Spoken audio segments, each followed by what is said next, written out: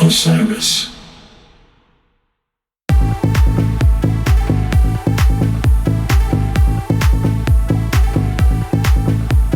Welcome to the Touchdowns All Day podcast with your host, John Barber and Max Dawson. I just wanted to send a message to the Grammar Police app that's all over my computer and the autocorrect. Wednesday does not need to be capitalized, and neither does January. And you don't need to mark up all my stuff all the time like that. You don't need to nitpick my life. Okay, autocorrect, stop nitpicking my life. I'm sure a lot of you agree.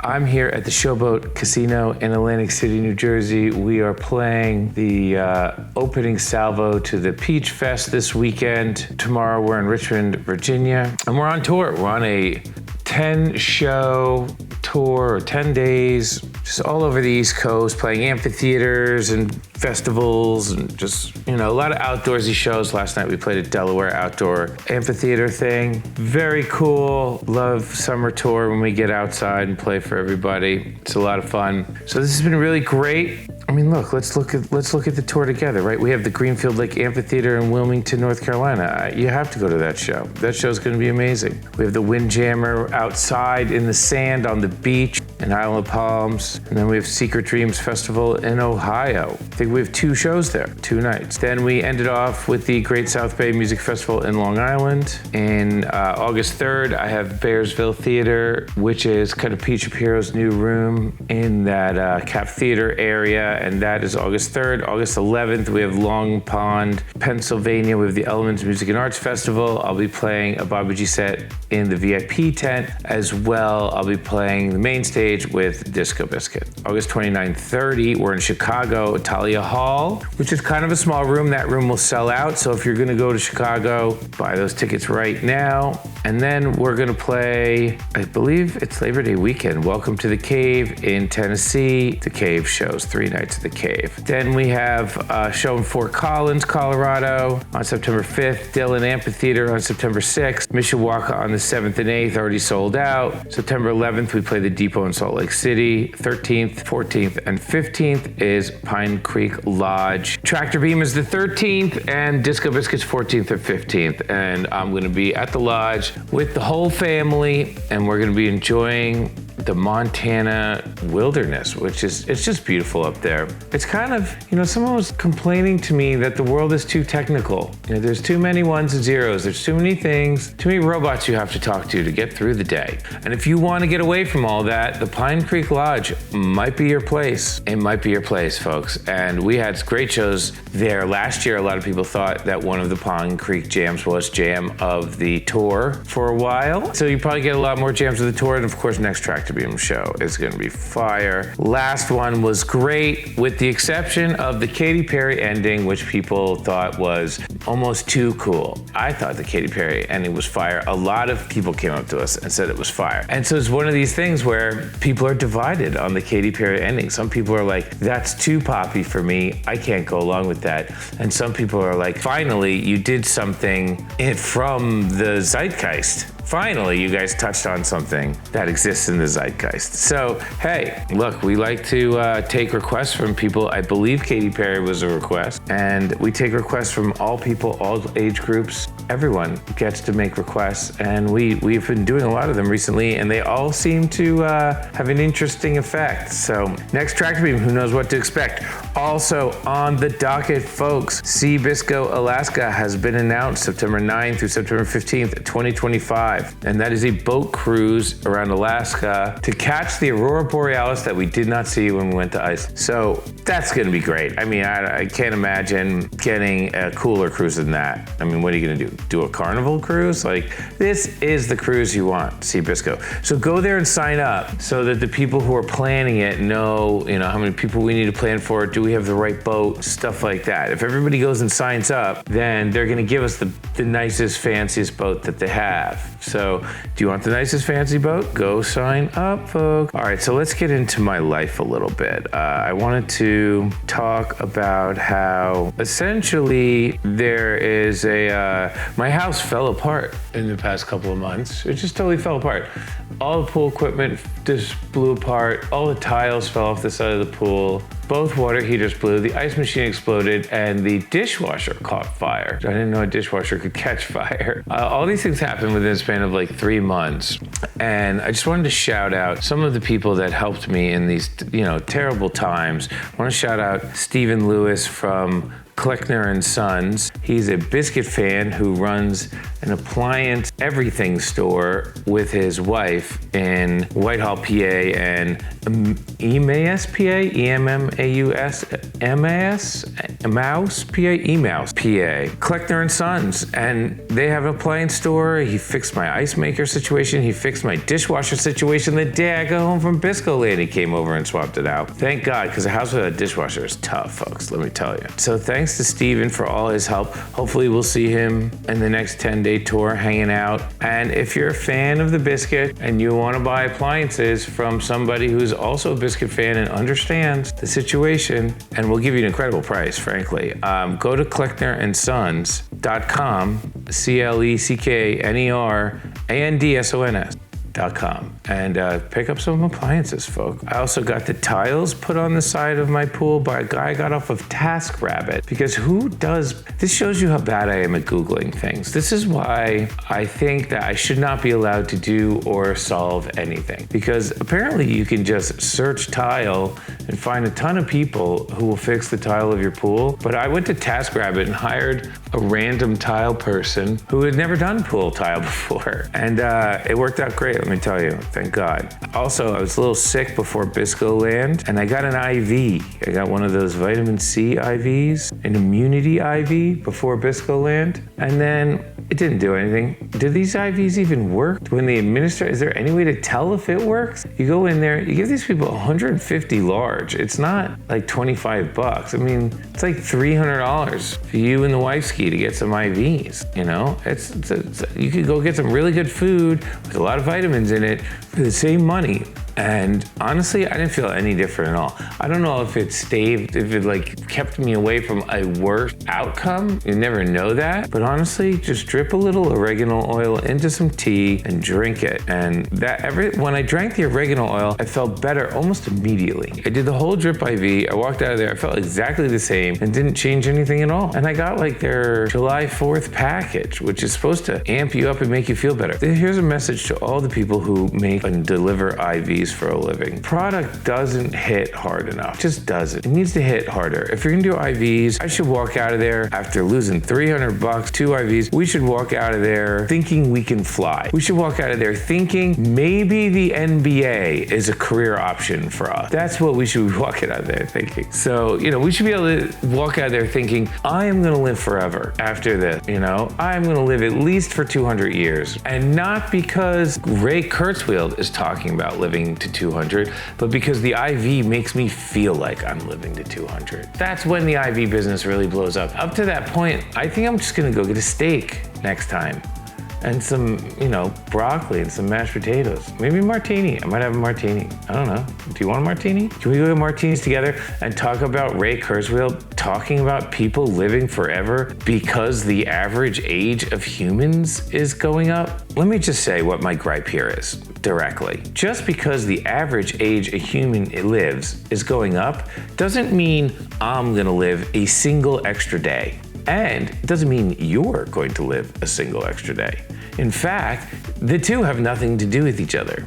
And I can point that out very obviously. If the average age of a human is going up, it just means that people who died before the previous average age did not die, and therefore the average moved up. It doesn't mean that anyone lived a single day longer than they were supposed to if they lived beyond the average age. It just means that things like infant mortality and maybe car accidents and people who die from whatever reason before the age of 72, whatever it is, it's mostly infant mortality, honestly. It's 40% of infants used to die 100 years ago. It's like the most awful thing. And now it's much, much, much, much lower. And that's why the average age of humans goes up. It's not because people are living to 165 years old. And that's what they want you to believe, so that they can sell you all this life expectancy stuff that's supposed to come along with all this technology stuff, which is also stealing all your privacy and taking away your autonomy and, making sure that everything else in your life is crazy. But you're supposed to get this 40-year boost to your life because the average age of a human is going up, and that's just going to continue and continue and continue, and eventually the average age of a human will be 200 years. And that's craziness for Ray Kurzweil, one of the smartest people in the world, to be walking around saying. It's absurdity that he would walk around saying, you're going to live forever or an extra 50 years because the average age of a human goes up. I don't know. I don't know why I'm so into this life expectancy stuff. I got to get a life insurance policy, and I'm starting to think about these things. Ray's book, Singularity is Near, is an incredible book. I'm not hating on the guy. I like the guy. I just don't understand this pitch that everybody's giving me about how I'm going to live to 150 years old because of nothing. Because nothing. Why am I going to live to 150 years old? What pill is going to get me there? One we're going to invent in the future. That's always the answer. In the future, we will do this. It seems like everything they invent in the future is designed to take some form of data and sell it to somebody else. It doesn't seem like they've really figured out any, too much else. I mean, I guess they have a computer that can write music now. I don't understand how that's supposed to make me live longer. I guess they have a computer that can play chess. Great. Love it, love it, love it. All of this stuff is fantastic. Anyways, on tour we are. We had Happy show yesterday. Oh my God. I've been getting this swath of real messages on Instagram that are just not written by anyone at all. They're just are you happy to have been in music, John? You are a guitar person. I'm just the bot messages are starting to make these sites unusable. It's too bad. But that's the world we're going into, folks. I should write a rock opera about an E.T. type of rock opera, but instead of a weird extraterrestrial, it's just a robot. I'm sure this has been done. I'm sure this has been done before. I'm sure there's a boy in his robot tail out there somewhere. Maybe that's what R2-D2 was supposed to be, the robot. Anyways, I gotta get on tour, folks. I gotta get to the show. I gotta go sound check. We gotta get ready to play. A lot of big Disco Biscuit shows coming up, and we hope to see you out on the road this summer. Have a great time. I'll see you there. Mass communicate. Mass communicate. Mass communicate.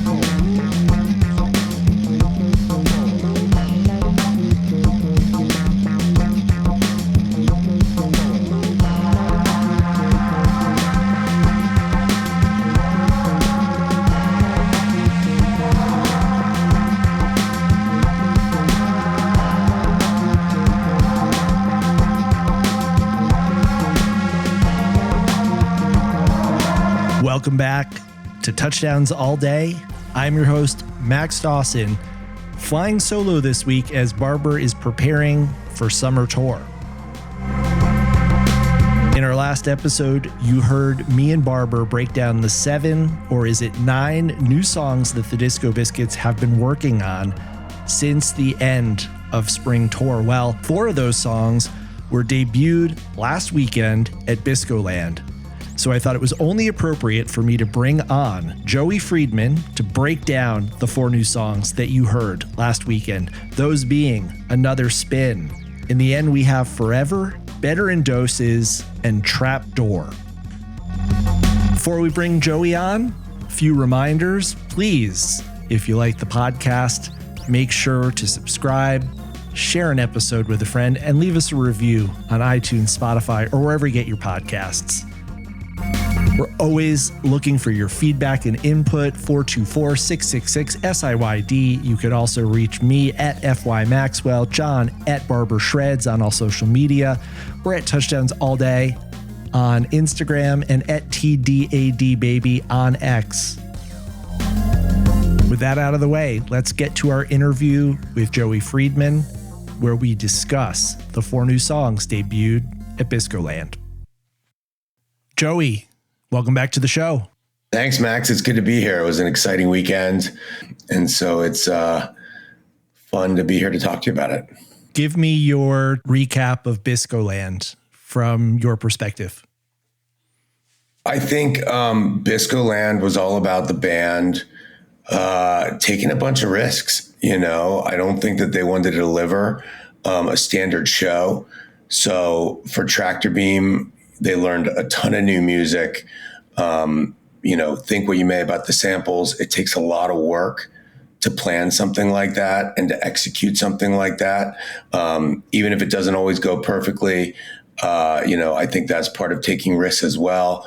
And you try things that are going to make you have fun on stage and that you also think are going to give the fans in attendance a great experience. So between Tractor Beam and then the debut of 4 new songs, which have to be, learned by the band, practiced by the band, executed, as well as, integrating them into the set with a bunch of other big songs, some of which, songs like House Dog is complicated and they don't play a lot. So I think they definitely focused on a lot of new stuff. But I really think it was about the band putting in a ton of work and executing at a very high level to give the fans there a really special experience. Well, let's talk about those new songs, because 4 new songs debuted over 2 nights. And these are songs that on Touchdowns All Day we've been talking about for a very long time. We've played some snippets of them. John and I went into a little bit of detail in our most recent episode about the origins of some of these songs and the ideas John had for some of them. It was really exciting for me to, a few days after John was telling me and the listeners about what he had in store for example, Trapdoor, to hear him actually go out there and execute it. But I would imagine it was equally exciting for you, as these are songs you've been working on since, I think January of 2024? Some of them we've been working on since January of 2024. I mean, the majority of the songs, all the songs that debuted this last weekend, we didn't start writing really until May or April, the end of April after tour. But, obviously the jams that created them came from tour. I guess in the case of the Wormhole Jam, we had that on a list of things that we wanted to make a song of since last year. So in that sense, yeah, we've been working on them for a while. And one of the songs that hasn't been debuted yet, we had started around the same time we did No Recollection and Firewall Exchange and those songs. And we finished it later in the spring. So for me, it's extremely exciting, even though it wasn't since the beginning of January 2024. Sometimes it seems like that from when we write them. And then, I'm just listening to them over and over again, and we're making small tweaks to them. There's so much excitement and maybe even a little bit of anxiety between when they get finished and when they get played. You just don't know how that's going to go. And I think bringing the songs to stage is something that the band has gotten a lot better at since we started this with the space opera songs in early 2022. I think our process for writing songs has gotten better and more efficient. And I think the process to take those songs and get them to stage has gotten far better, so that when the songs get debuted, they're getting debuted at a really high quality for a debut. And then they just get to grow and grow and grow from there, as you can see with songs like Dino Baby, especially, that's gone through a lot of evolution even since the first time it's been played. So it really is for me, and I'm sure the band as well, it is a lot of emotions, but it's special. It's special every time one gets played, and it's not something that I take for granted or that I take lightly at all. How has the songwriting process evolved for you? I know John mentioned new developments in the multi-track recording, going to a higher bit rate, and his ability now to hear nuance in the music that he might not have heard previously. So update us all on what the songwriting process looks like circa while you're working on these songs. Of the 4 that were brought to stage and the 3+, I guess there's 7+ because Trapdoor, the original Trapdoor, we played one of those parts, which will probably stay Trapdoor and become the chorus of that song. And then we've got other parts to that song, which will have a different name. Most of them have come from jams. One of them, Country Royale, did not come from a jam. But for the songs that come for the jam, the process of making songs from jams has really evolved. For one, the band's played a lot of great music, and the music that they're playing is getting recorded at a very high level. And then, I am using, fan sites as well as input from other respected fans to identify things that could potentially make a good song. And so John and I and Aaron or Mark, we can listen to I'll boil it down to, a list of things that I like, or that other people have given to me and told me that they thought would be a good song, and I agreed. And then we'll listen to it together and we'll kind of rank it, and figure out what we like the best. And then we've actually outsourced a part of the process. I mean, in the early days of this process, we would spend a lot of time debugging the multi-track and all this stuff you have to do with the click and warping stuff that I don't really understand, but it would take John a lot of time, and we would lose writing time dealing with very, I guess the word is, tactical or manual or logistical work. We now leverage somebody who works at the studio where we recorded some of Revolution in Motion at. And so when we identify these areas, we can give them to him, and he then organizes it all for us. He processes the files, he labels them, he just stripped hours and hours and hours of stuff that we would do during our writing sessions and taken it out of the process. So now when we show up, we can really get right to work. So then we'll listen, we'll listen to them. And so, like in the case of Another Spin, we just got immediately sort of moved by what we were listening to, and we started writing. And we can, the process also involves chopping the jam up, right? We're not just playing the jam linearly. Some jams, like in The End We Have Forever, we're really taking a really small piece of the jam. Other jams, we're taking a longer section of music, but oftentimes rearranging it, and we're cutting out, trimming the fat, so to speak, on the jam, and just taking the pieces that we need to make the song. So it really depends on the song. Sometimes I have lyrics that I had in mind. Sometimes I wrote the lyrics to a different jam, but then we start listening to the jam and I start singing them over that song, and we can go down that direction. Or in the case of Another Spin or Trapdoor, John and I will start freestyling over the jam, and we'll come up with something really fun. But ultimately, we go through a process where John and Aaron and Mark are all doing things to the music. Sometimes we're all writing lyrics together. Other times I'm off writing lyrics. I'm not off, I'm in the room, and they're working on the song and I'm working on the lyrics, and then we'll come back together and cut vocals and do other stuff. But ultimately, by the end of that session, and sometimes the songs take a couple hours to write the first version. Sometimes we'll get a chorus, right? And then I'll go home. In the End We Have Forever and Better in Doses are both examples of songs where we had kind of the song laid out in the chorus. And then I went home and I did a bunch of writing when I was at home. And then we came back for the next session and we kind of immediately just got to finishing up the songs. Sometimes we just get the song, right? I mean, sometimes we just get a good song quickly and we feel really good about it right away. So it really is an array of different ways that we come about completing the song. There will be times when we meet on Zoom and we talk about lyrics and stuff like that, but it all kind of involves taking the multi-track, picking the jams, taking the multi-track, getting the multi-tracks processed, and then we start to rearrange the multi-tracks, arrange the songs. There's also always a piece where Magner gets in there and starts playing keyboards into the track and adds stuff to it. Yeah. Generally speaking, John doesn't add a lot of guitar when we're writing the song, and the guitar lines sort of come organically once the song starts getting played, which is, I think, one of the cool parts, right? I mean, there's all of these songs have things in them that weren't in the original jam. Take Dino Baby, for instance, the chorus, the guitar chorus, which we now have.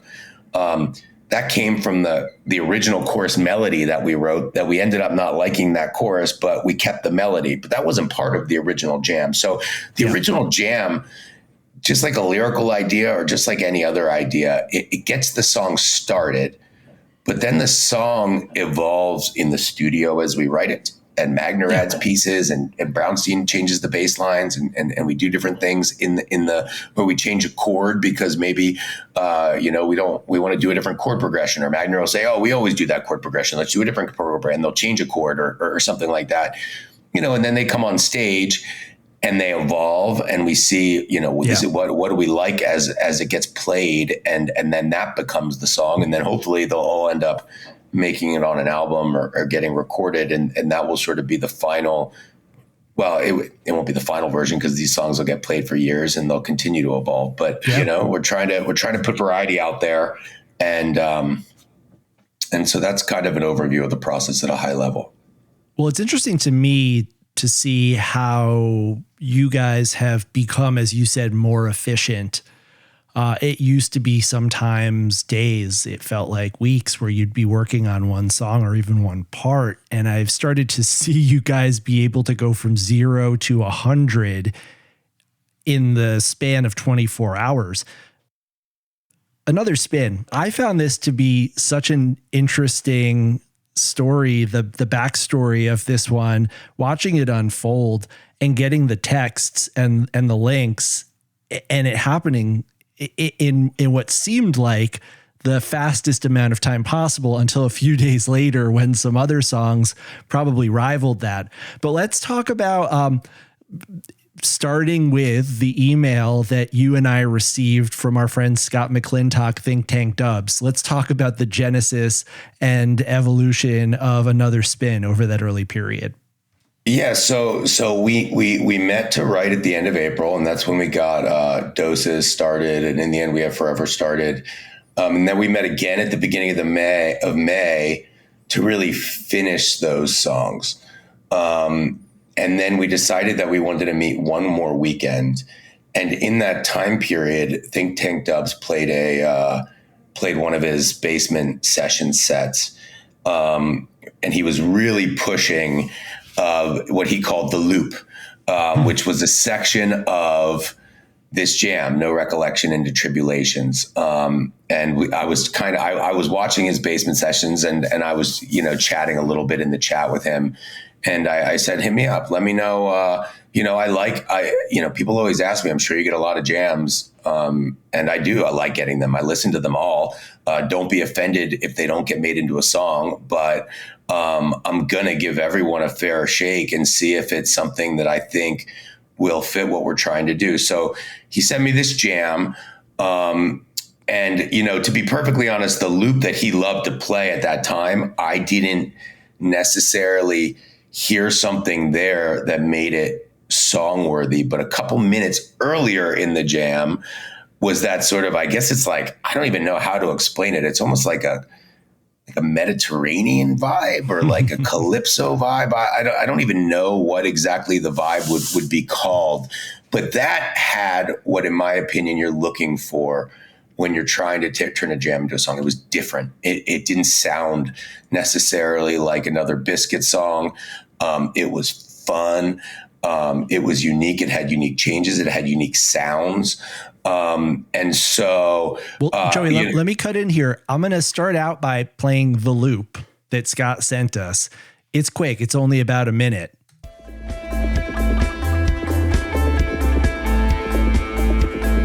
So and I like this loop.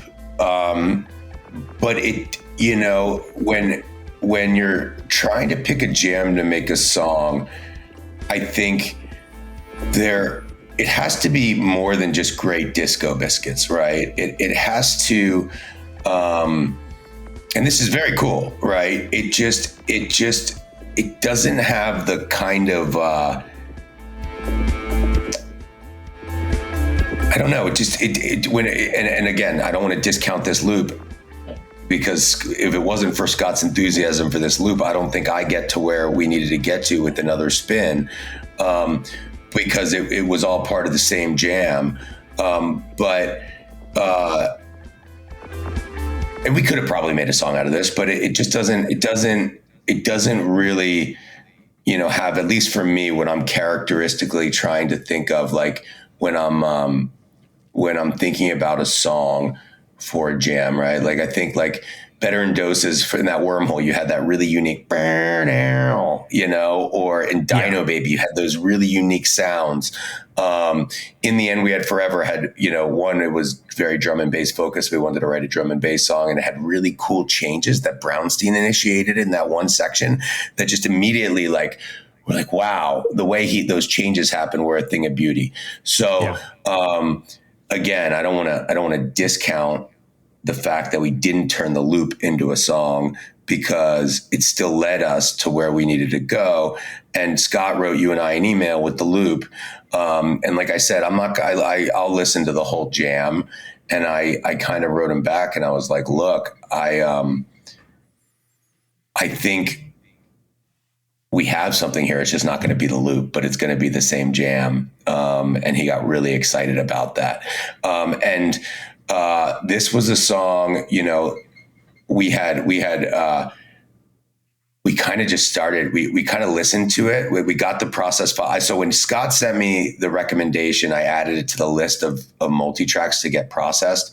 And I listened to the jam, and I had him start the processing earlier than the loop, where the Mediterranean part started. Let me cue that up, and we can have a listen while you talk about what you heard here and what you did with it.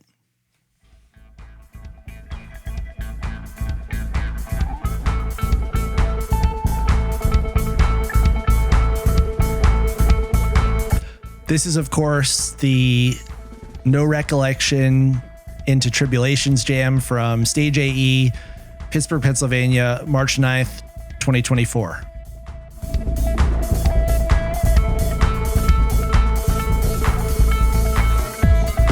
There it is. So now that right there is when I'm like, okay. Bum, bum, bum, bum, bum, bum. It's like there's an interesting tone there that makes it but a lot of I do notice a lot of the things that we find song worthy is Magner starts doing something with a really interesting sound that makes it kind of unique. And then Barber, again, what I'm doing, what Barber doing, he's like filling in the space between Magner's notes with something really cool.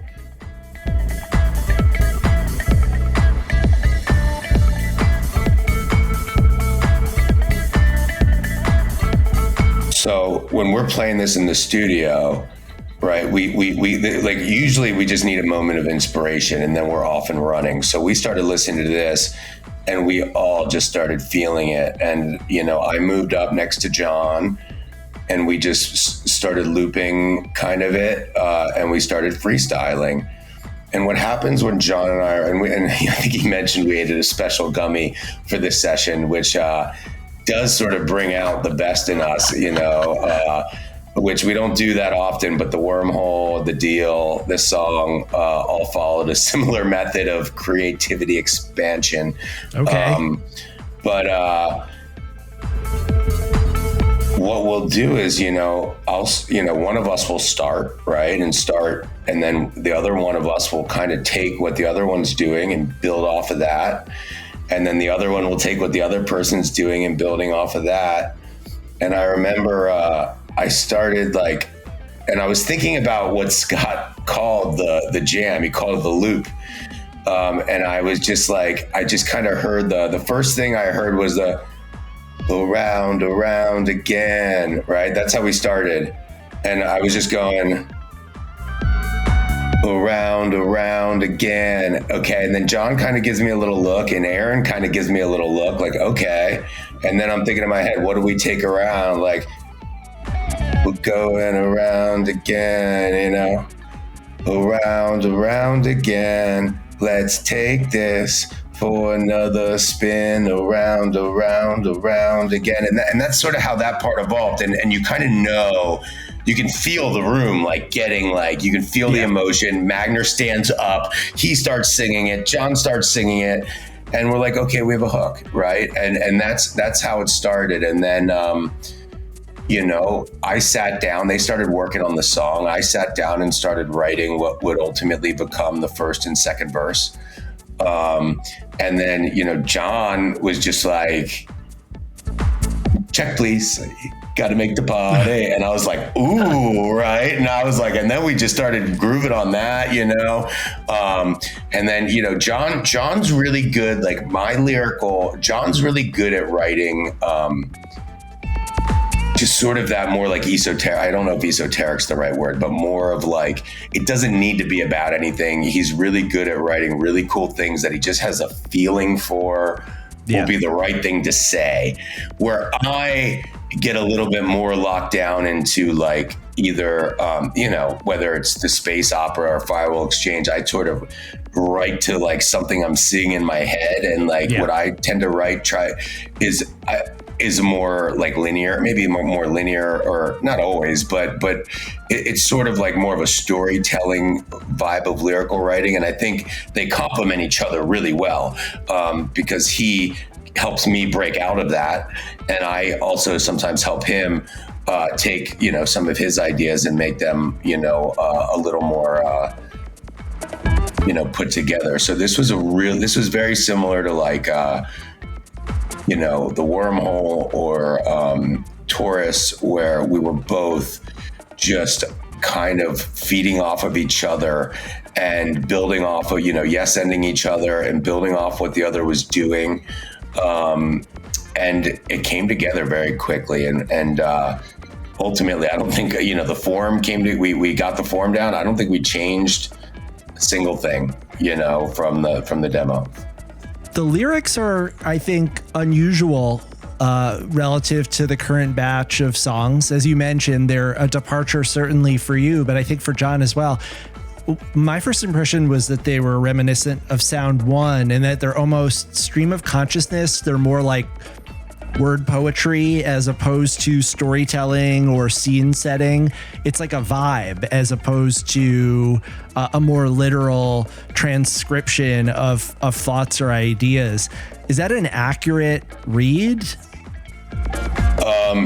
Yeah, I think it is. I mean, this song, our post-space opera songs, we're really trying not to bind ourselves to any sort of prescribed thing that we need to write about. We're just trying to write good songs and fun songs. Some may be more serious and some might be more fun.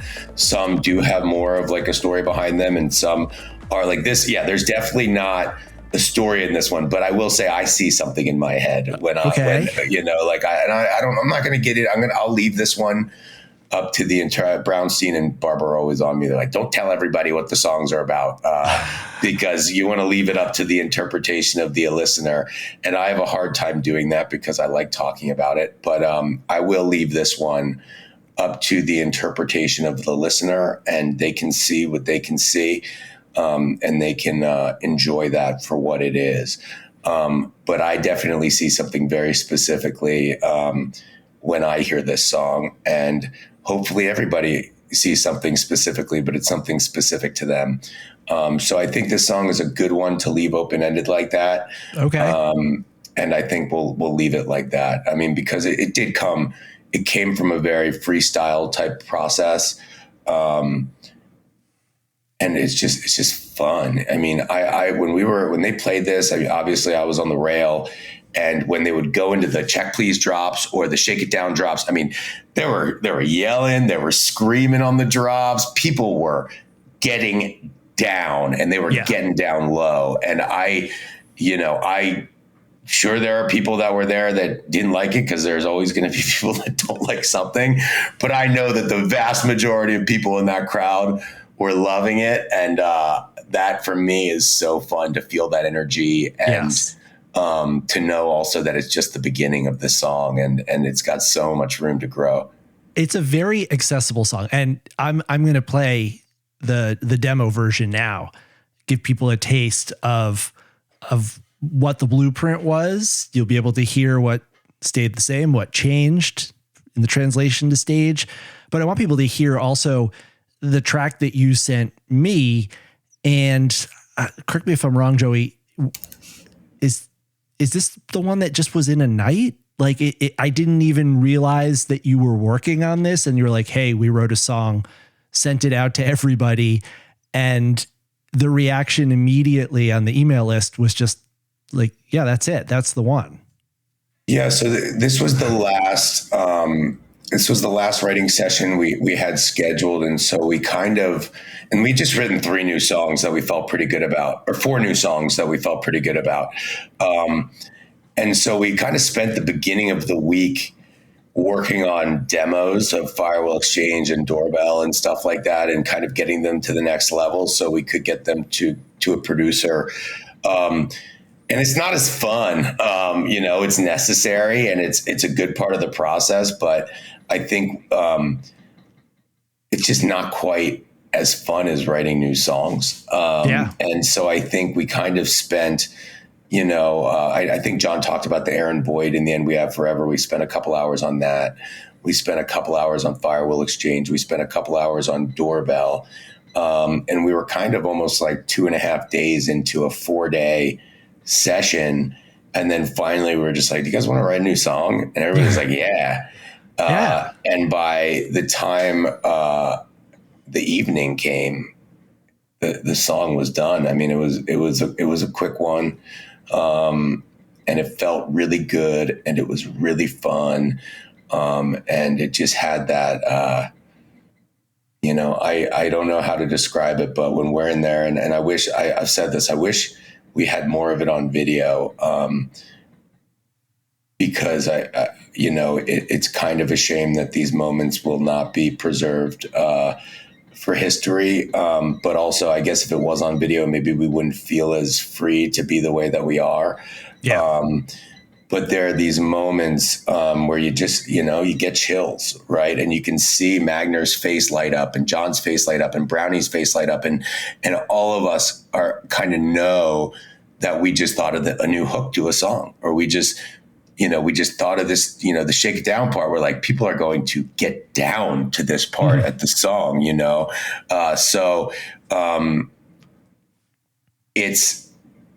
it's kind of magical, and it's really fun. And I think this was one of those moments where, we were all just very much on the same page. We were in full yes and mode. The jam was awesome. And the lyrics kind of just came, by working together and building off of each other. And it's not a serious song. It is a fun song. It's fun to sing. I always get to sing in the studio. And so, I don't have a particularly good voice, but I can feel it when I'm singing, and I know when John's going to have fun singing something, because I usually start on the mic to get the parts down. Even when he's kind of throwing out ideas, I'm on the mic. He's at the computer most of the time and I'm on the mic. And so I'm trying out the things that he's saying and trying to put him in different spots.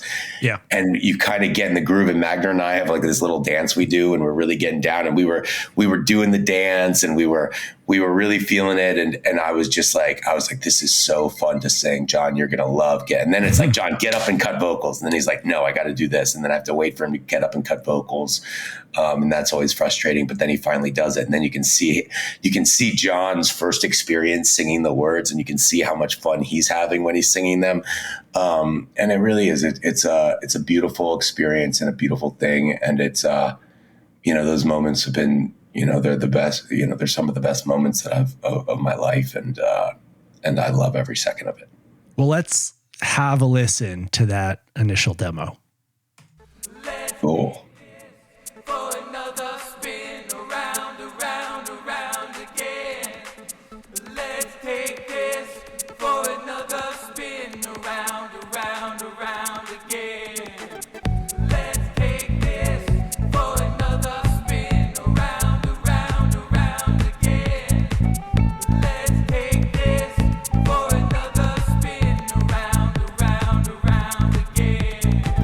Check, please. Gotta take the ladies to the uptown suite. Check, please. Gotta make the party. Gotta take the ladies to the uptown suite.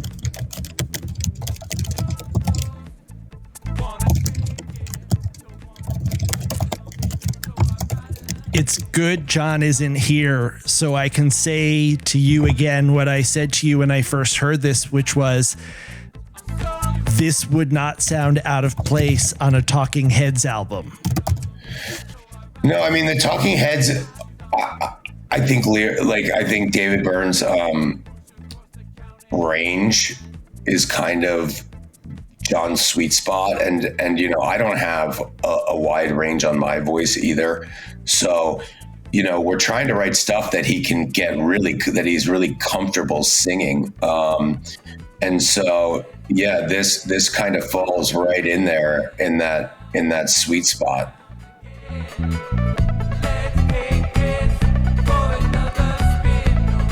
So is this Mark providing a live bass accompaniment, or is Barber programming the bass in the techno orchestra? No, we didn't use a techno orchestra for this song. So it's it's probably the bass from the multi-track. Okay. Maybe they might change a note here or there, but I don't know if he did that. This might just be the bass from the version that they played. We didn't use the techno orchestra for any of the 3 newest songs. They were all straight from the multi-track, rearranged, and then Magner had some stuff to them. But this is probably just his bass directly for now. But again, once it's in Ableton, you can remove notes, you can pitch correct notes, you can do different things, and we're also cutting a loop, from the jam that's getting played too. It's not the whole free form thing, because Mark will do a lot of things in a live jam, but we'll take a section of it that we really like, and then we'll loop that. We're not just, so it sounds more like a song as opposed to a jam.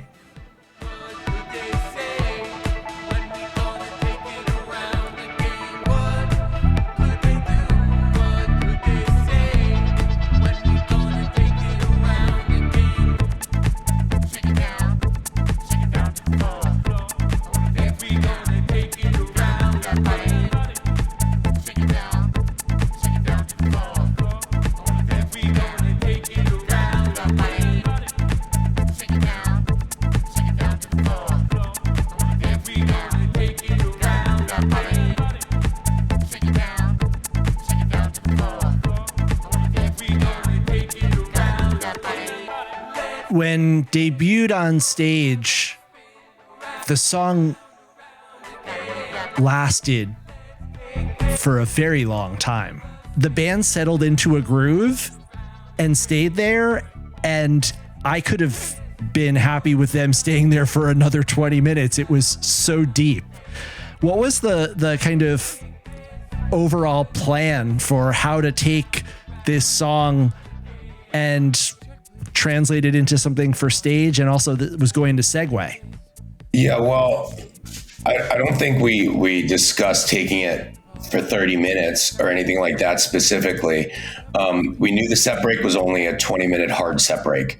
So I think the assumption was that it would take a minute for fans to kind of come back into the amphitheater, because the band usually doesn't take 20-minute set breaks, but because of the noise restrictions and stuff, they wanted to make sure that they maxed out the amount of time they played. So the first thing was, let's build a groove up so we can allow the fans to get back before we start the song, because you don't want to play a new song and have everybody still kind of doing whatever they're doing during set break. So I think that was the beginning of the song. And so I think that lent itself to a nice build before they dropped into the initial hook.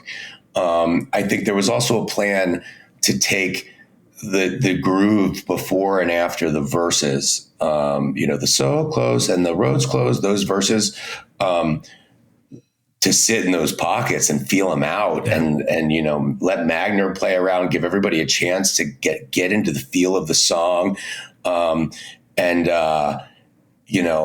really just get to know the song a little bit. It's such a fun groove to sit in, and it just really lent itself to to sitting in it. So the groove before the first verse even started, I think the one before the second verse was pretty much right after the check please section, like it is on the demo. The one before the first verse kind of went, but both verses had a really then extended groove after them before we came into the next section.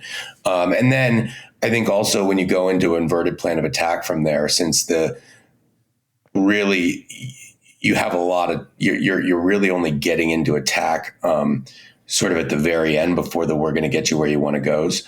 So I think that sort of also lent itself to an extended groove on the back end of it. And I thought it was awesome how Magner was doing the move that bodies, I think at one point he was like, move that body. I thought that was great.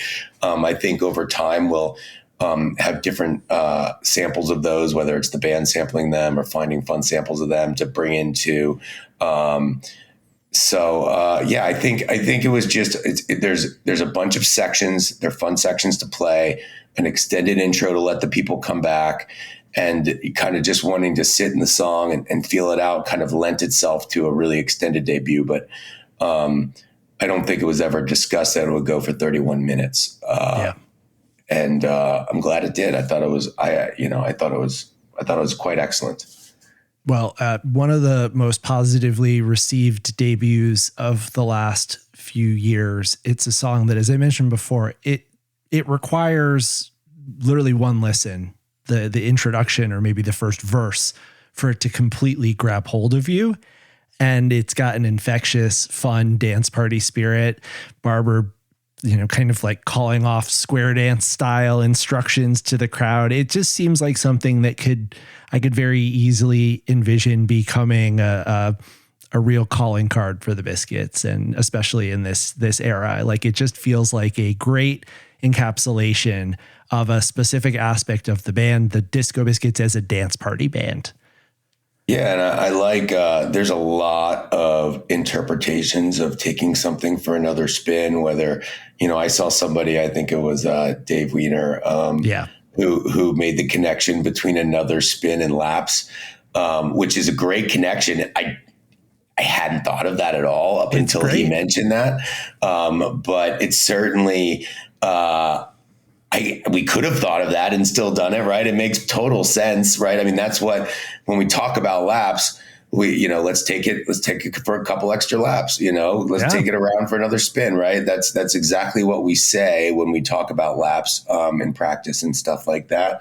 I thought it had great connotations into Todd's original, the loop, right? A loop is, you're spinning something over and over again. And I thought it honored the fact that that's the original source of inspiration for the song.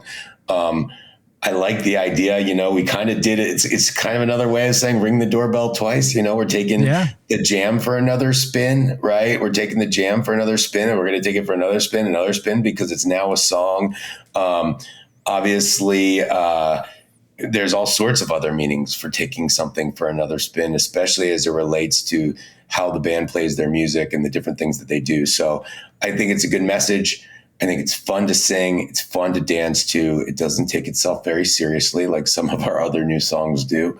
Speaking of songs that take themselves seriously and should be taken seriously, let's shift gears and talk about the other debut on the night of the 5th, that being In the End We Have Forever. And this, I think, definitely compared to, juxtaposed with Another Spin, is illustrative of the range of what you and the band have been working on these days. We go from a kind of a fun, frivolous dance party with stream of consciousness, chanted lyrics, to a very emotionally impactful story song that is,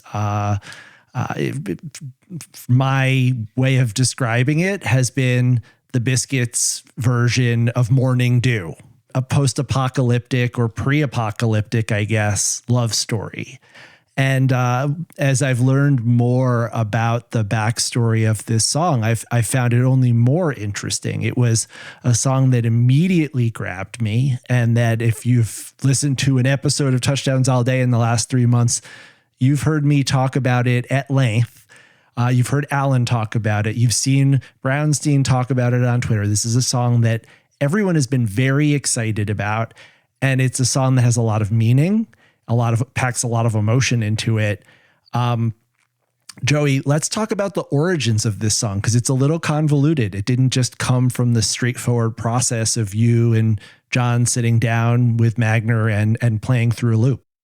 In the end, we have Forever was at least in part inspired by a song that your collaborator and friend, Alex Mazer, had been working on with John that explored similar themes. Can you talk a little bit about how that song came to your attention and what you did with it?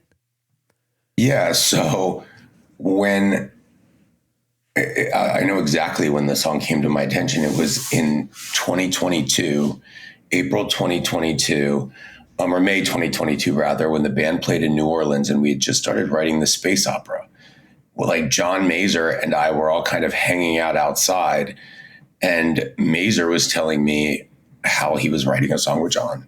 And then I started telling him, and then we told Mazer how we were writing a space opera. And that ultimately led me to working on Plan of Attack with Mazer, because it was shortly thereafter that I needed help with Plan of Attack. And after we went home from that hang,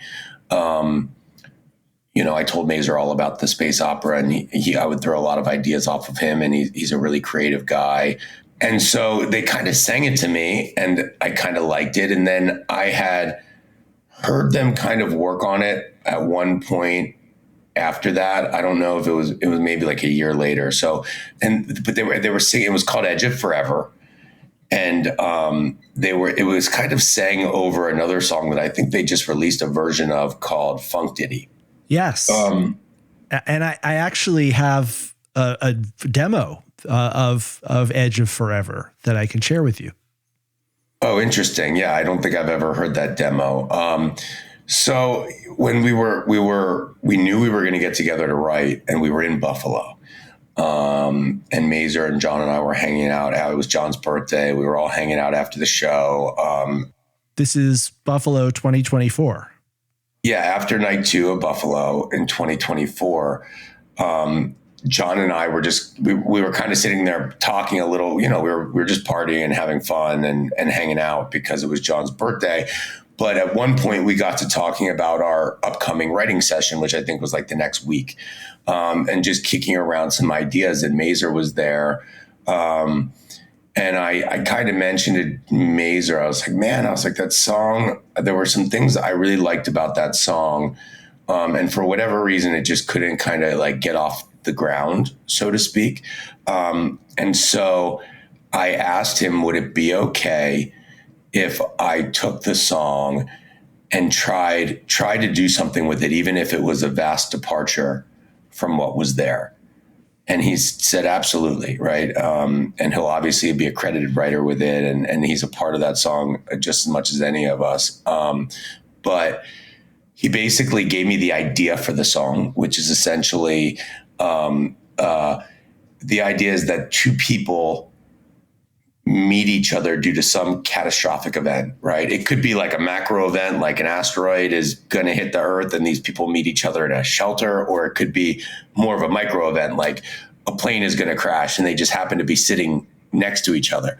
But the idea is that they were strangers who were brought together because of a catastrophic event, and they immediately fall deeply in love.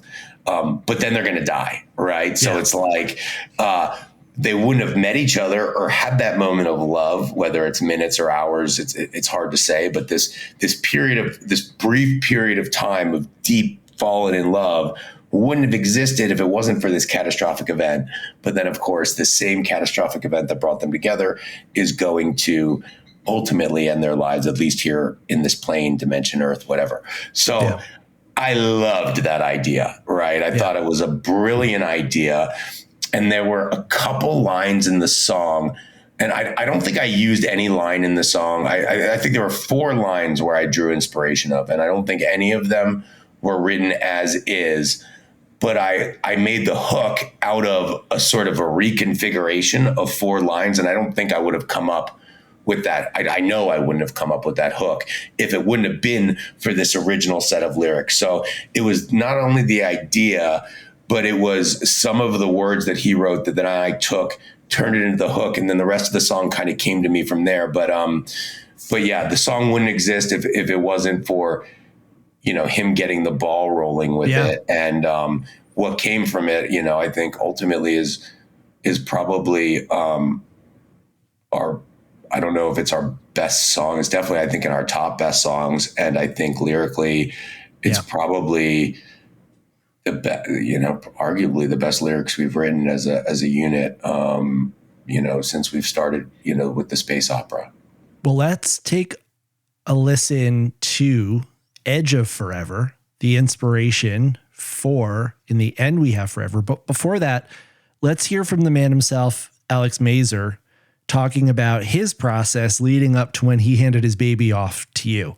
John had written the music and told me he wanted to write lyrics about quote unquote drastic changes. So I wrote a song about the moon exploding and the end of the world. I sent him the lyrics and he was like, great, it's perfect. I'll start recording some of it. Then the next day he said, let's make it a love song. As a point, I try not to get personally attached to my creations, and when a complete rewrite is suggested, I try to look at it as a challenge and an opportunity to do something even better. So I was like, perfect. It'll be a song about love at the end of the world. The world ends, but the love persists. And then I wrote The Edge of Forever.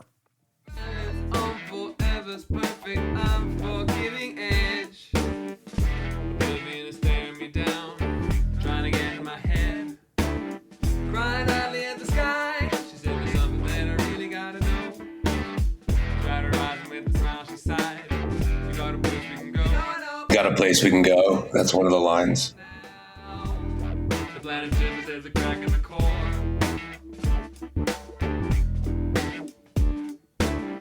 Sitting pretty on a rain cloud.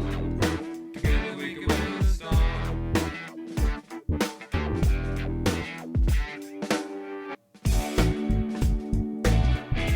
On the edge of forever.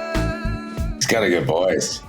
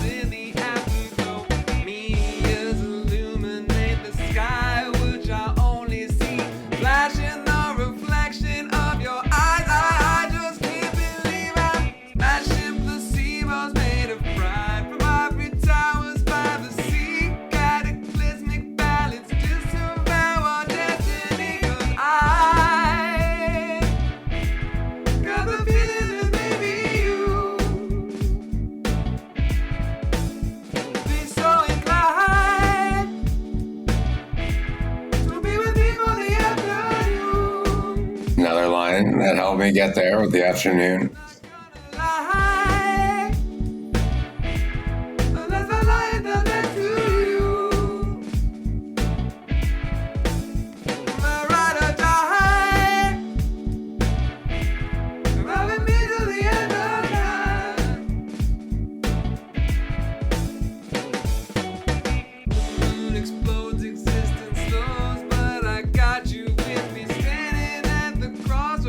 Exposed in the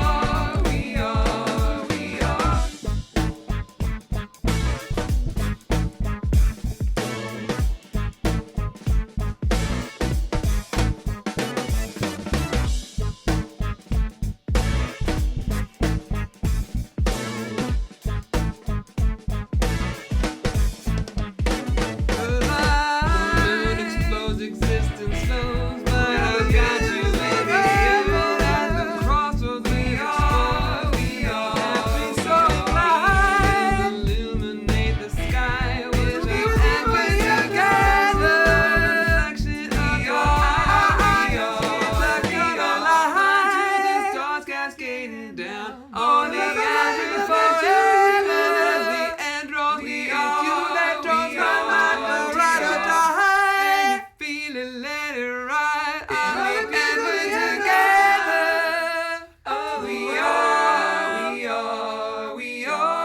Wow. Well, let's take this moment to just acknowledge the talent of Alex Mazer. Not only is he the founder and creator of New Springfield Boogie, which I recommend everybody to check out if you like The Simpsons or The Grateful Dead, but he's also a co-collaborator of mine, an excellent musician and singer, just multi-talented guy, not to mention very attractive man. So, Alex Mazer, everybody.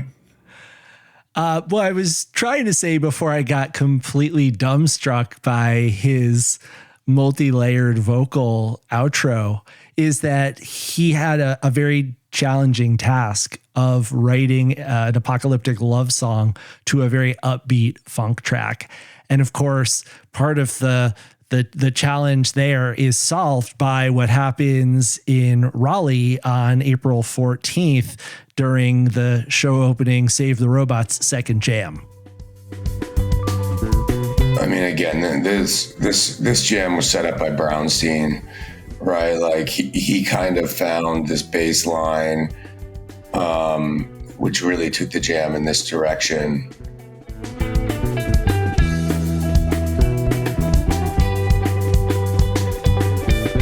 Which again, I think this just speaks to why we make songs from jams. I think, we talk about lightning in a bottle. This is lightning in a bottle right here. This bass line, the way that the band jumps on it, this would be very hard for any one of them as an individual composer to just come up with on their own. And you get that in hours and hours and hours and hours of Biscuits tape. You get that magic, and we're just harnessing it. So when you identified this as a candidate for writing, did you immediately think of it as being something that could go with this concept of the apocalyptic love song? Or was it just something that you liked the bass line, you liked the drum and bass rhythm, and you thought, well, we'll figure something out for that later? Yeah, I didn't even know if we were going to do the apocalyptic love song. Mazer talked about it with me. He sent me the lyrics. I had the demo. I think I had that demo. I don't remember if I'd heard him sing it with John a couple times. I don't even know if I actually listened to the demo or just looked at the lyrics, but I didn't know we were going to make the song. And then I loved the jam. I loved this segment of the jam. And it's tough because, I go to a lot of Biscuit shows. I work a full-time job. I have other responsibilities. I do a lot of writing. And I listen to every show, but I'm listening to the shows, I'm working out, I'm in the car, I'm doing different things. It's hard for me to and sometimes I hear something and I think, hey, I want to re-listen to that for a jam later. But I really, shout out to Dave Cook and all the folks that spend a lot of time soliciting input from the fan base on what the top jams are, because it's very easy for me to get pointed in the right direction, but then you still got to listen to 17 minutes each jam, because you never know when the part of the jam that's going to become the song. Sometimes that part that becomes a song isn't the part that people liked. It's just the part that made the best song. But if you just are listening to one section of it, you can miss it. So it's a lot to listen to, and there's a lot of top jams on the top jams thread on Fantasy Tour right now. And I did not even listen to them all. And that's why it was good that Scott pointed me in the right direction for another spin. But I listened to this, and this is at the very end of Robot. So I listened to the whole thing. And then they came into this part, and this bass line just had it. It had what I'm looking for. Yeah. Great changes, cool drums. And, it was just so fun. I got a text from Matt Dodson the same day or the day before saying, man, the Biscuits need new drum and bass song. Alan wants to play new drum and bass. And so I was like, well, this could make a good drum and bass song. And this, when we were kind of going through it and we were listening, we said, let's make a drum and bass song. So it started there. And then I had to figure out what to write about. And I started looking at, I just pulled up Alex's song. I just started kind of thinking through, you know, I would read it and then I would kind of go back to my own and then I would read it. And I think I like, there's a line in there about something to do this afternoon. Like, what will we do this afternoon? To be with me for the afternoon. Right. Like, I think it's like, would you like to be with me for the afternoon? And I decided that I was going, that was the first thing that struck with me. I don't know what it was. Maybe it like sounded to me like something like the word afternoon sounded to me like a British, like almost like an Oasis line or something like that. And so it started with me saying here, and I was like, here we'll have to do this afternoon. And then it kind of all, the hook kind of just came kind of together. I don't even really remember how it came together, but I took a couple lines and that became the hook. And then, you know, at some point I get John's attention, which is not always easy to do. And I get shooed off a lot before I can get his attention. But then, you know, you kind of know when you have something, you know, you can see it in his face right away that we had the hook. And then I think we ended that writing session with just the hook. And then I spent a lot of time working on the song lyrically over the course of the next 2 weeks before we would meet again. But that's kind of how that happened. Let's listen to that first version that's only a hook that was presented to me at the time as a song called Dungeons and Dragons, which I very much was in favor of keeping as the title, but I stand corrected now. You guys did land on the correct title.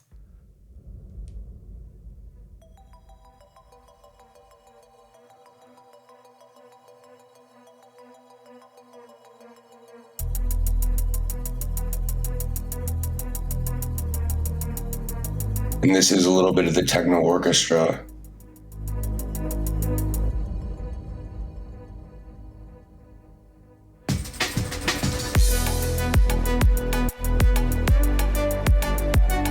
These are not Alan's drums.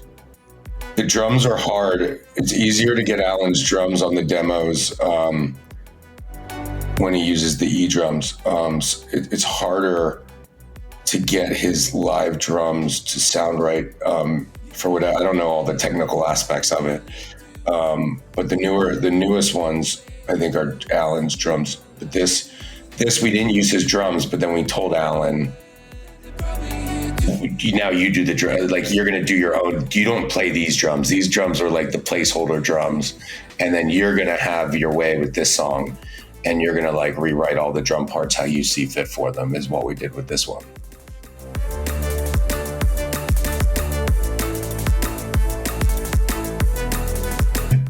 And this became the bridge.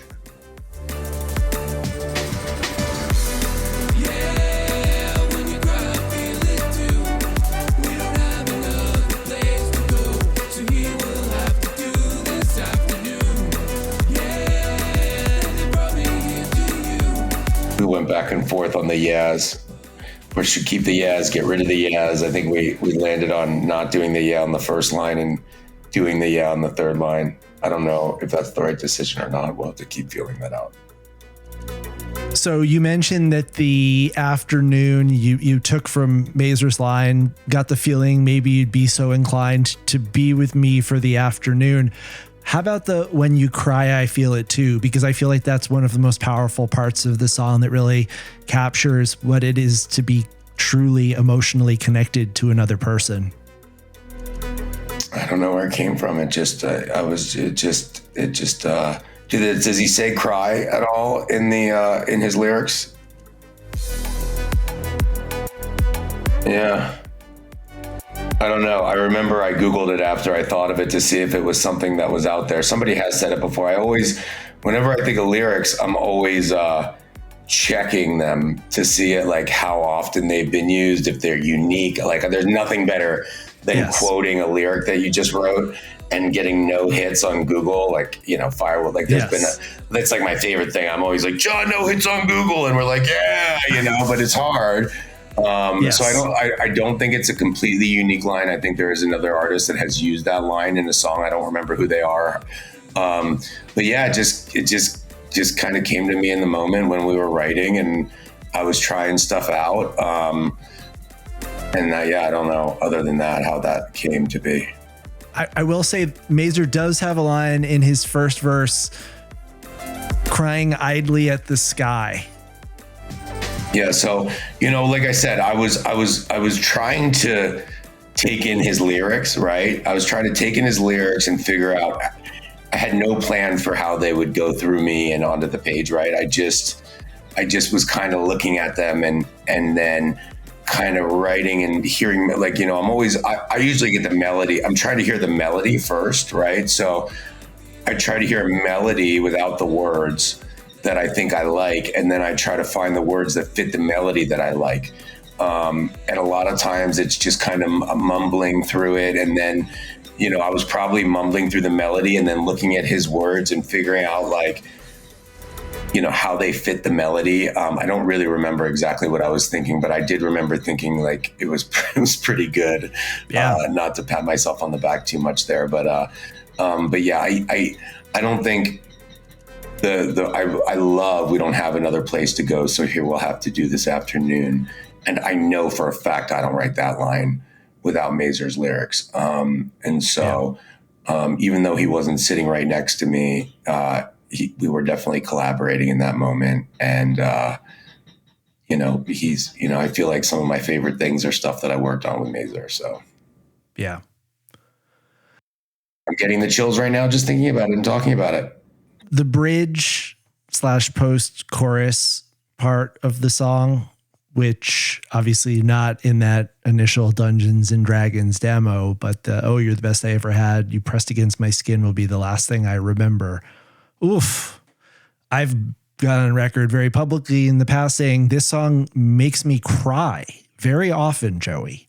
And then I hear that you guys have been working with Erin Boyd and bringing her talent to the project. Now, would it be a good idea, you think, to share a little bit of that version with Erin's vocals? Yeah. Why don't you just play the bridge? Why don't you just play the bridge with Erin? All right.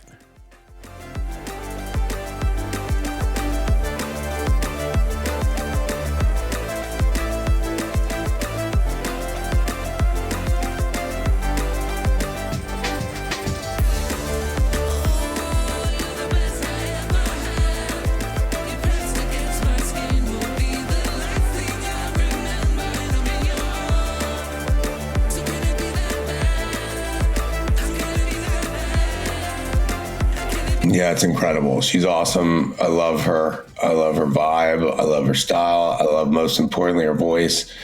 We worked on this. We had sent it to her and she cut the vocals, and then John produced this version while we were there that last week of writing when we wrote Another Spin and everything. And we were having so much fun doing it and listening to it. And you could see John was John loves hearing other people sing. Sing our songs, and he loves Erin, really does. It was awesome. Yeah, I think this bridge, I think of Tommy Hamilton a lot, in that this is something that he might have wrote. I don't know. Maybe he doesn't think, maybe he would think otherwise. I don't know what he would think, but I love Brothers Past, and this Feelings Called Goodbye, I think, is like one of the best albums, or one of my favorite albums of all time. And I just think this is kind of like his style a little bit of, and maybe something he would have said. I don't know. When I wrote it, I think I might have even sent you the GarageBand vocal tracks I was working on before the writing session. Like, I might have sent them to you. I probably have them. Like, when I wrote these lyrics on the what I do is I'm not very good at music production, but what I've learned to do is take our demos and then I can put them in GarageBand and create loops of them so that I can write over a loop when I'm not with John. And I actually wrote this as as the last line, like almost like a pre-verse or a pre-chorus that at the end of the verse, and it had a slightly different melody. And Erin actually listened to it and said, I like that, but what if we just tweaked it a little, like the end, it's the end, I'm in your arms. The way we sing it, I'm in your arms, was a suggestion that Erin made.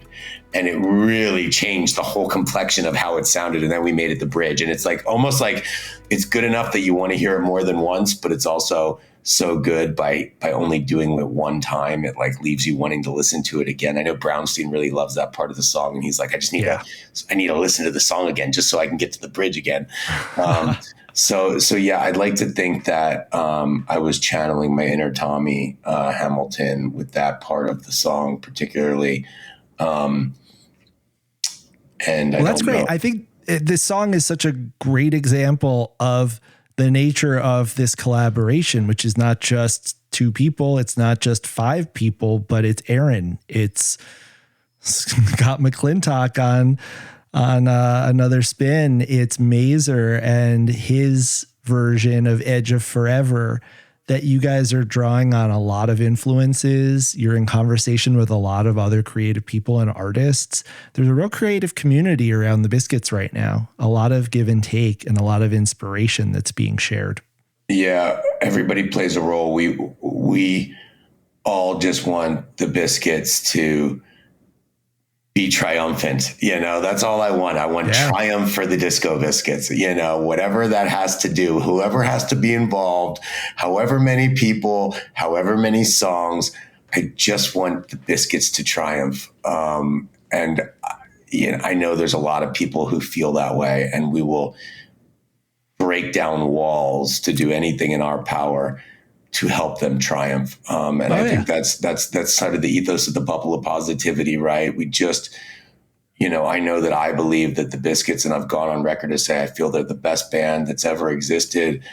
And I want to selfishly go to as many shows for as long as possible. And I just want them to triumph. And so I am so honored that they've brought me in, and I love being able to make Scott McClintock's day, a guy who's been around forever, who's put so much effort into spreading the knowledge and the music of the Disco Biscuits through his mixes. Harrison's contribution to be continued. Like, it gives me so much joy to be able to pass that experience on to other fans when I can, and to bring other people in. So it really is. It's all love. It's the bubble of positivity. It's not something that I just say. I believe it. And I just want triumph for the Disco Biscuits. And to that point, I encourage anyone who's listening to this and says, "Why did you guys do that? Why didn't you do this?" Instead of just posting it on Fantasy Tour or on Facebook, send us a loop. Joey and I are on the internet. I will pass to Joey anything that anyone sends to me. Joey's DMs are open, I think. I don't want to speak on your behalf. I don't want you to be inundated. But if you have a great jam from a forgotten show, reach out. Let us know. This isn't like a closed door session. Joey is admitting right now, he goes on Fantasy Tour. He reads the best jam threads. He looks at what Dave Cook is checking out. He listens to Scott McClintock's recommendations, Harrison.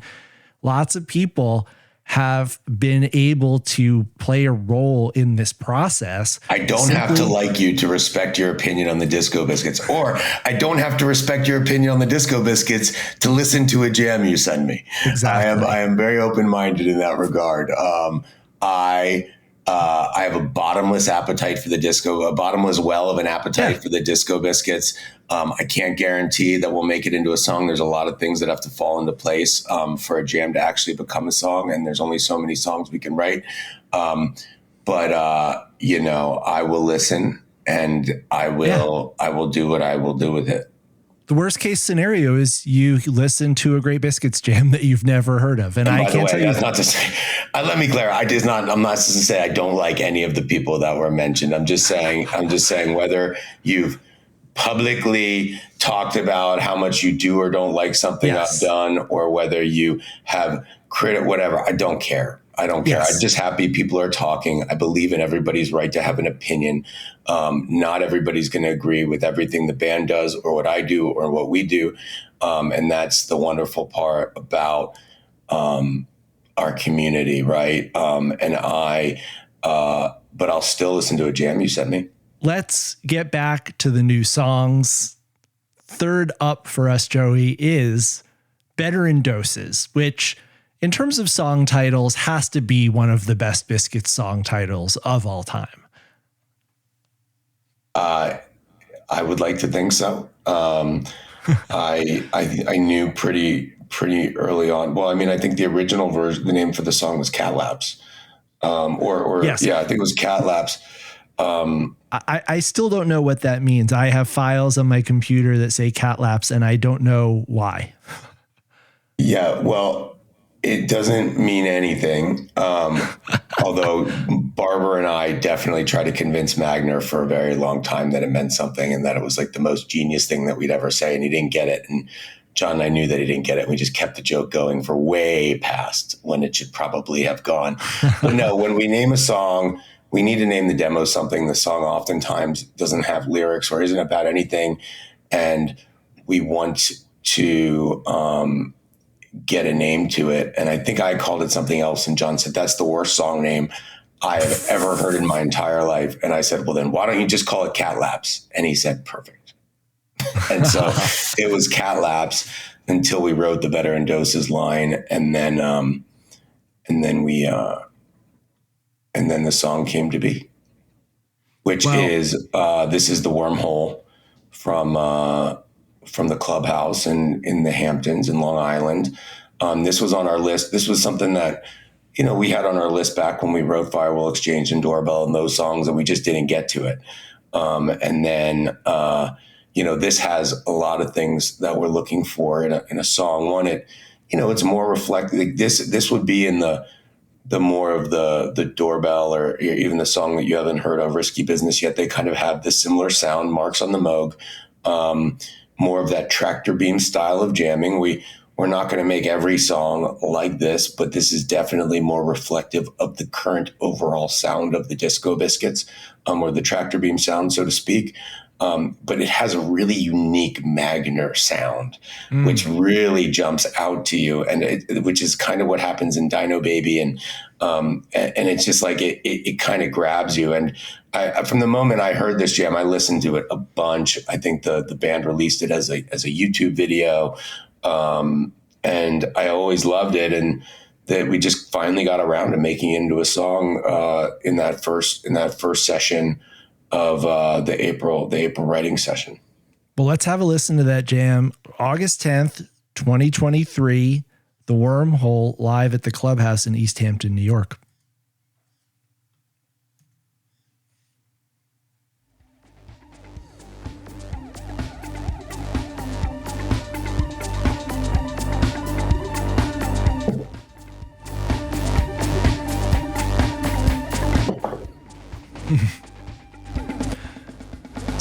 So was it that Magner sound that originally grabbed you?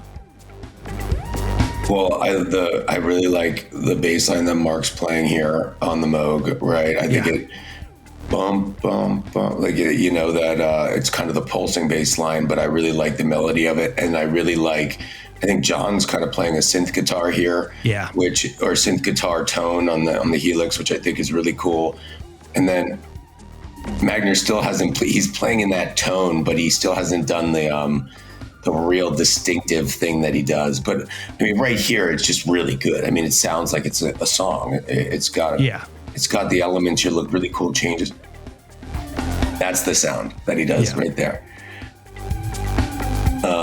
Which has become and he doesn't do this part in the song really, but I think it just, it's fun. It's got very unique tones to it.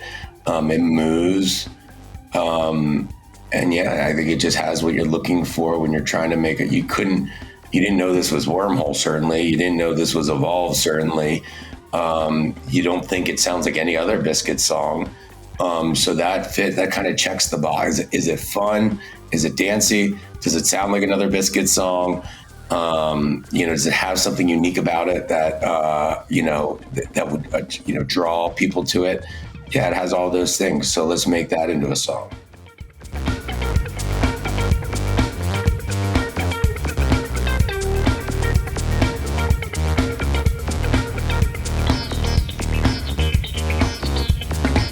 it's hard to remember. It feels like a time before fall 2023.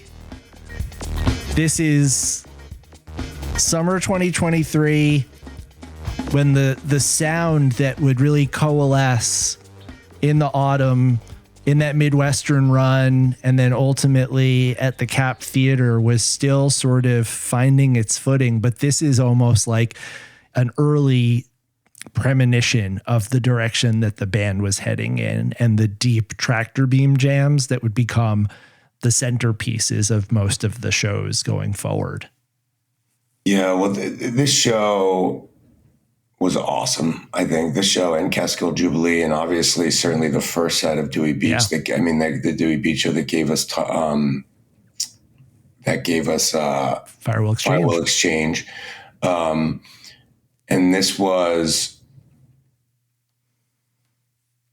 this before Austin or after Austin? This was before.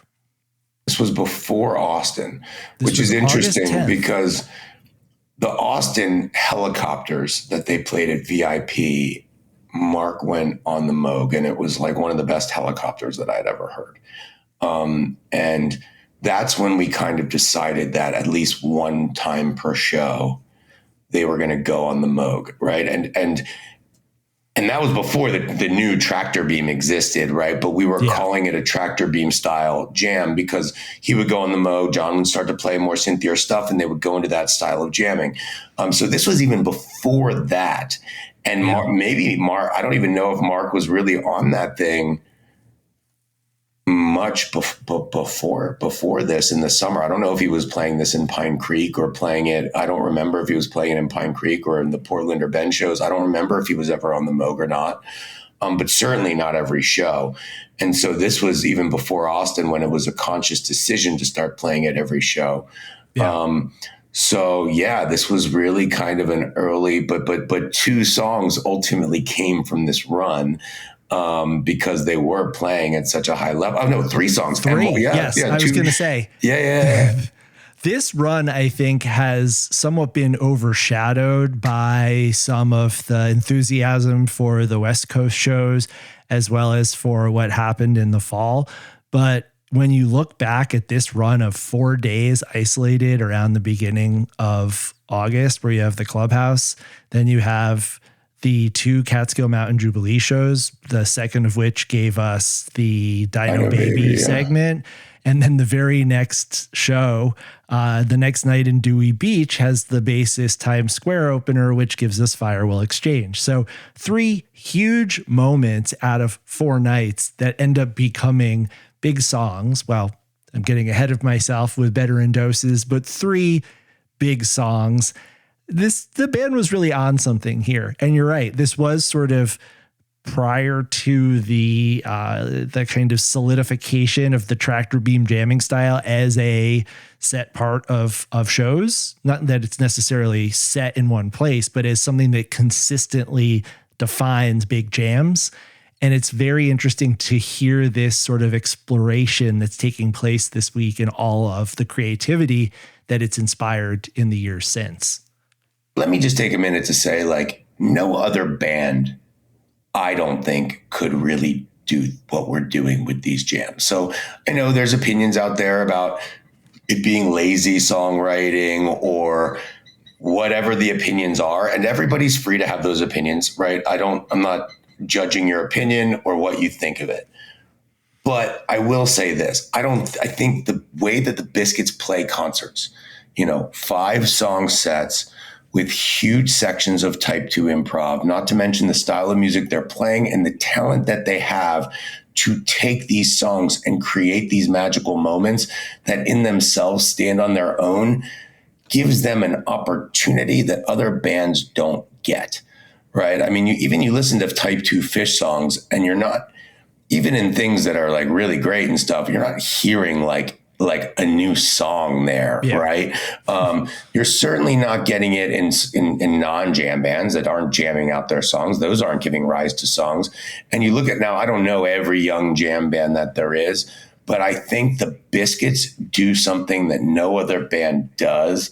And listen, other bands have made songs from jams before too. I think Humphreys has done it. I think Fish has probably done it. I'm not exactly sure what songs they've done. Certainly the Biscuits have done it in the past. But I think the Biscuits are uniquely suited to make songs in this manner. So why not do it? Why? Because these jams now, right? I mean, obviously we talk about JAMCEPTION and, Another Spin came from a No Recollection, which came from a dribble. And now we've got our first, robots, robots to in the end we have forever as a second generation, but like we have our first, not Better and Dose. One of the newer ones is actually three songs in from the original song. So it's like these jams, right? Because again, I brought this up with Dino Baby, like that guitar line wasn't part of the original jam. That beautiful soaring guitar chorus that's just unbelievably huge doesn't exist if we didn't take that jam, write a song to it. And then we had that chorus, which I know Max and other people, you missed the original chorus. I personally, even though I wrote it, did not like that original chorus. And I love the guitar line better. I think it's almost like, it's kind of like Spacebird-esque, where in Spacebird, the hook is, call, da-da-da, right? It's like that same type of thing with the building single line hook and then the guitar rip. But that guitar line doesn't exist if there wasn't the original chorus melody that we removed. And that doesn't exist if we didn't make a song out of that jam, right? You take Doorbell. I mean, Doorbell the other night, Doorbell is going to be like the song that never stops giving, because every doorbell is just so massive. But that we get those moments because we've captured this lightning in the bottle, and now we're growing it. So I just think we're able to get diversity in the songs because the Biscuits jam in a very diverse way. Not all their jams sound the same, so we can pick and do. If we want to write a drum and bass song, let's find a drum and bass spot. Hey, people out there, if you want a drum and bass song, send me your favorite drum and bass sections the Biscuits have played lately, and we'll get them in there, right? Well, we'll try to, right? If you want a certain type of song, if you think a certain Bliss jam has a particularly great change, send it to me, right? But the Biscuits do something that other bands just don't do. And it gives us an opportunity that other bands don't have, and we are harnessing that opportunity. And I don't think there's anything necessarily lazy about that. Now, that's just my opinion, but that's why we're doing it, and we will continue to do it. But we will also continue to write songs that aren't from jams. And we will, and we've written 2 out of the most recent batch are not from jams. So there you go. Well, let's listen to the fruit of that process in the form of the demo of Better in Doses.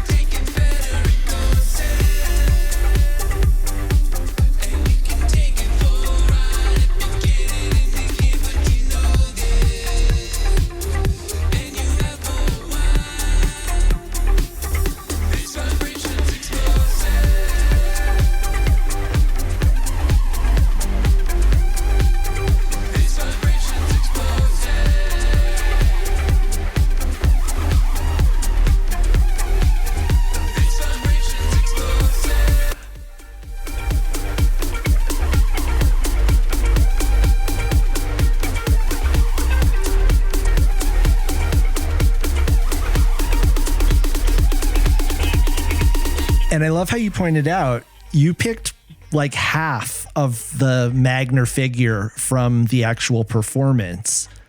That becomes the sort of anchor for the song. But in that little section right there, you heard Magner reinterpret it and remix it and build on it in like 15 different ways. So that one little thing that he played in East Hampton, he then recontextualizes and replays like all these different ways in order to build out like a very rich soundscape. Yeah, Magner probably is a bit underappreciated. Not certainly by me, but maybe we don't talk about him as much as we should, and because he doesn't write the lyrics, and John is generally at the computer. But every time we make one of these songs, Magner is on the keyboard for hours and hours playing over these loops, and it's almost always something that he does that really gets the song to pop. And he is just an endless well of musical ideas.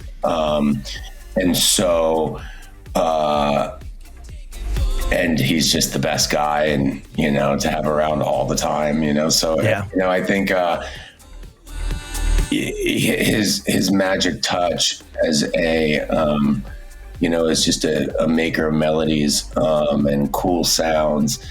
Sometimes, some of my favorite moments, there's been a couple moments, no slight to John, but there's a couple of moments where John's had to go do something, either go to a wedding, or he went to a concert once, or he went to the gym once, and Magner and I will just be there for like our own. We're always like Spaga's. We wrote Spaga's Last Stand like this, Country Royale. Yeah. We did a little bit of this, and we're always like, we always want to impress John when he comes back, right? Like because we always know that John's going to assume we're not going to do anything. And we want to present him, with something when he comes back and make him proud of us or something like that. I feel like that's how we think. And so we'll sit there and, I'll just listen. A lot of times it's like listening to him. He's like, needs somebody to listen to him. He'll play sounds for an hour until he finds just the right sound. And then he plays just the right thing. And you can watch the guy. You can just watch the guy do what he does for hours. I have so many videos that I've sent you of just, the band at their little stations and Magner at his computer just writing stuff over loops, and it's it's just so fun to watch him dancing around and playing, and yeah.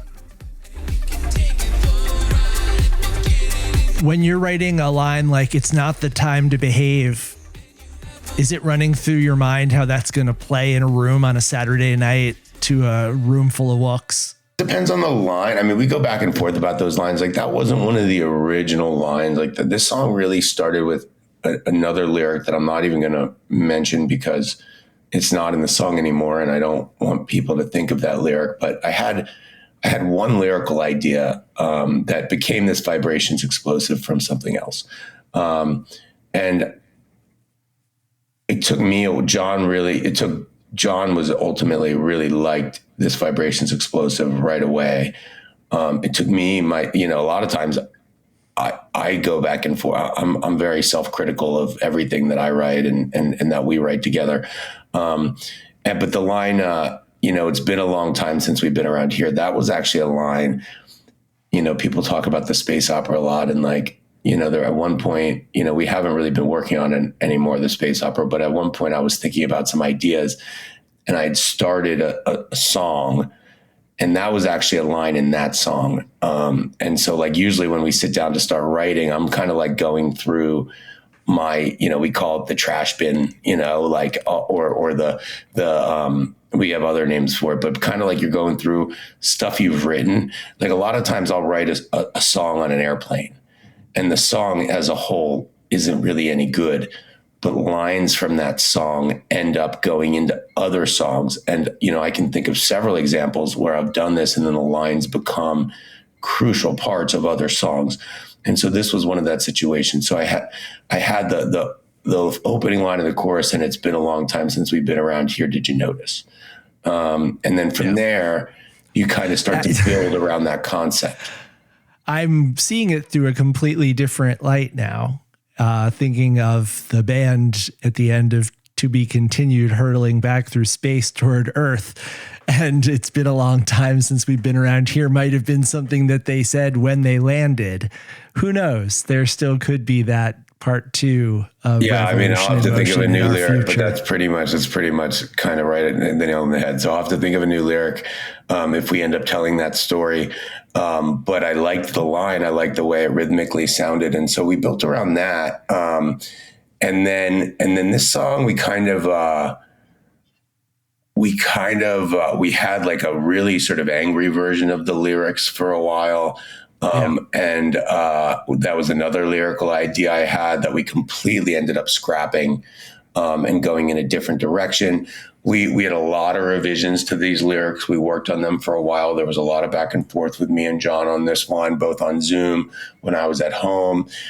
We changed the lyrical cadence around a lot before we came to sort of this, like the only song that we've really done this where we kind of take a line and we like, I don't know what the right word for it is, but we kind of like repeat the back half of the line in the line. Like, it's not the time to behave, right? Like, I don't think we the do little that. stutter. Yes. Yeah, I don't think we do that in any other song. And that actually came from, John was freestyle, like he was kind of freestyling some melodies. And what'll happen is he'll be kind of freestyling melodies and I'll have the lyrics in front of me and I'll be trying to take the lyrics and sort of figure out how, like if it comes to a melody that we think is cool, how do I take what we've written and fit it to that new melody? And that's kind of how we kind of, I guess, turned the corner with this song. I mean, from the moment the chorus was written in that first weekend, it was sort of like that first weekend when we wrote In the End, We Have Forever in Doses choruses. I knew we had 2 good choruses.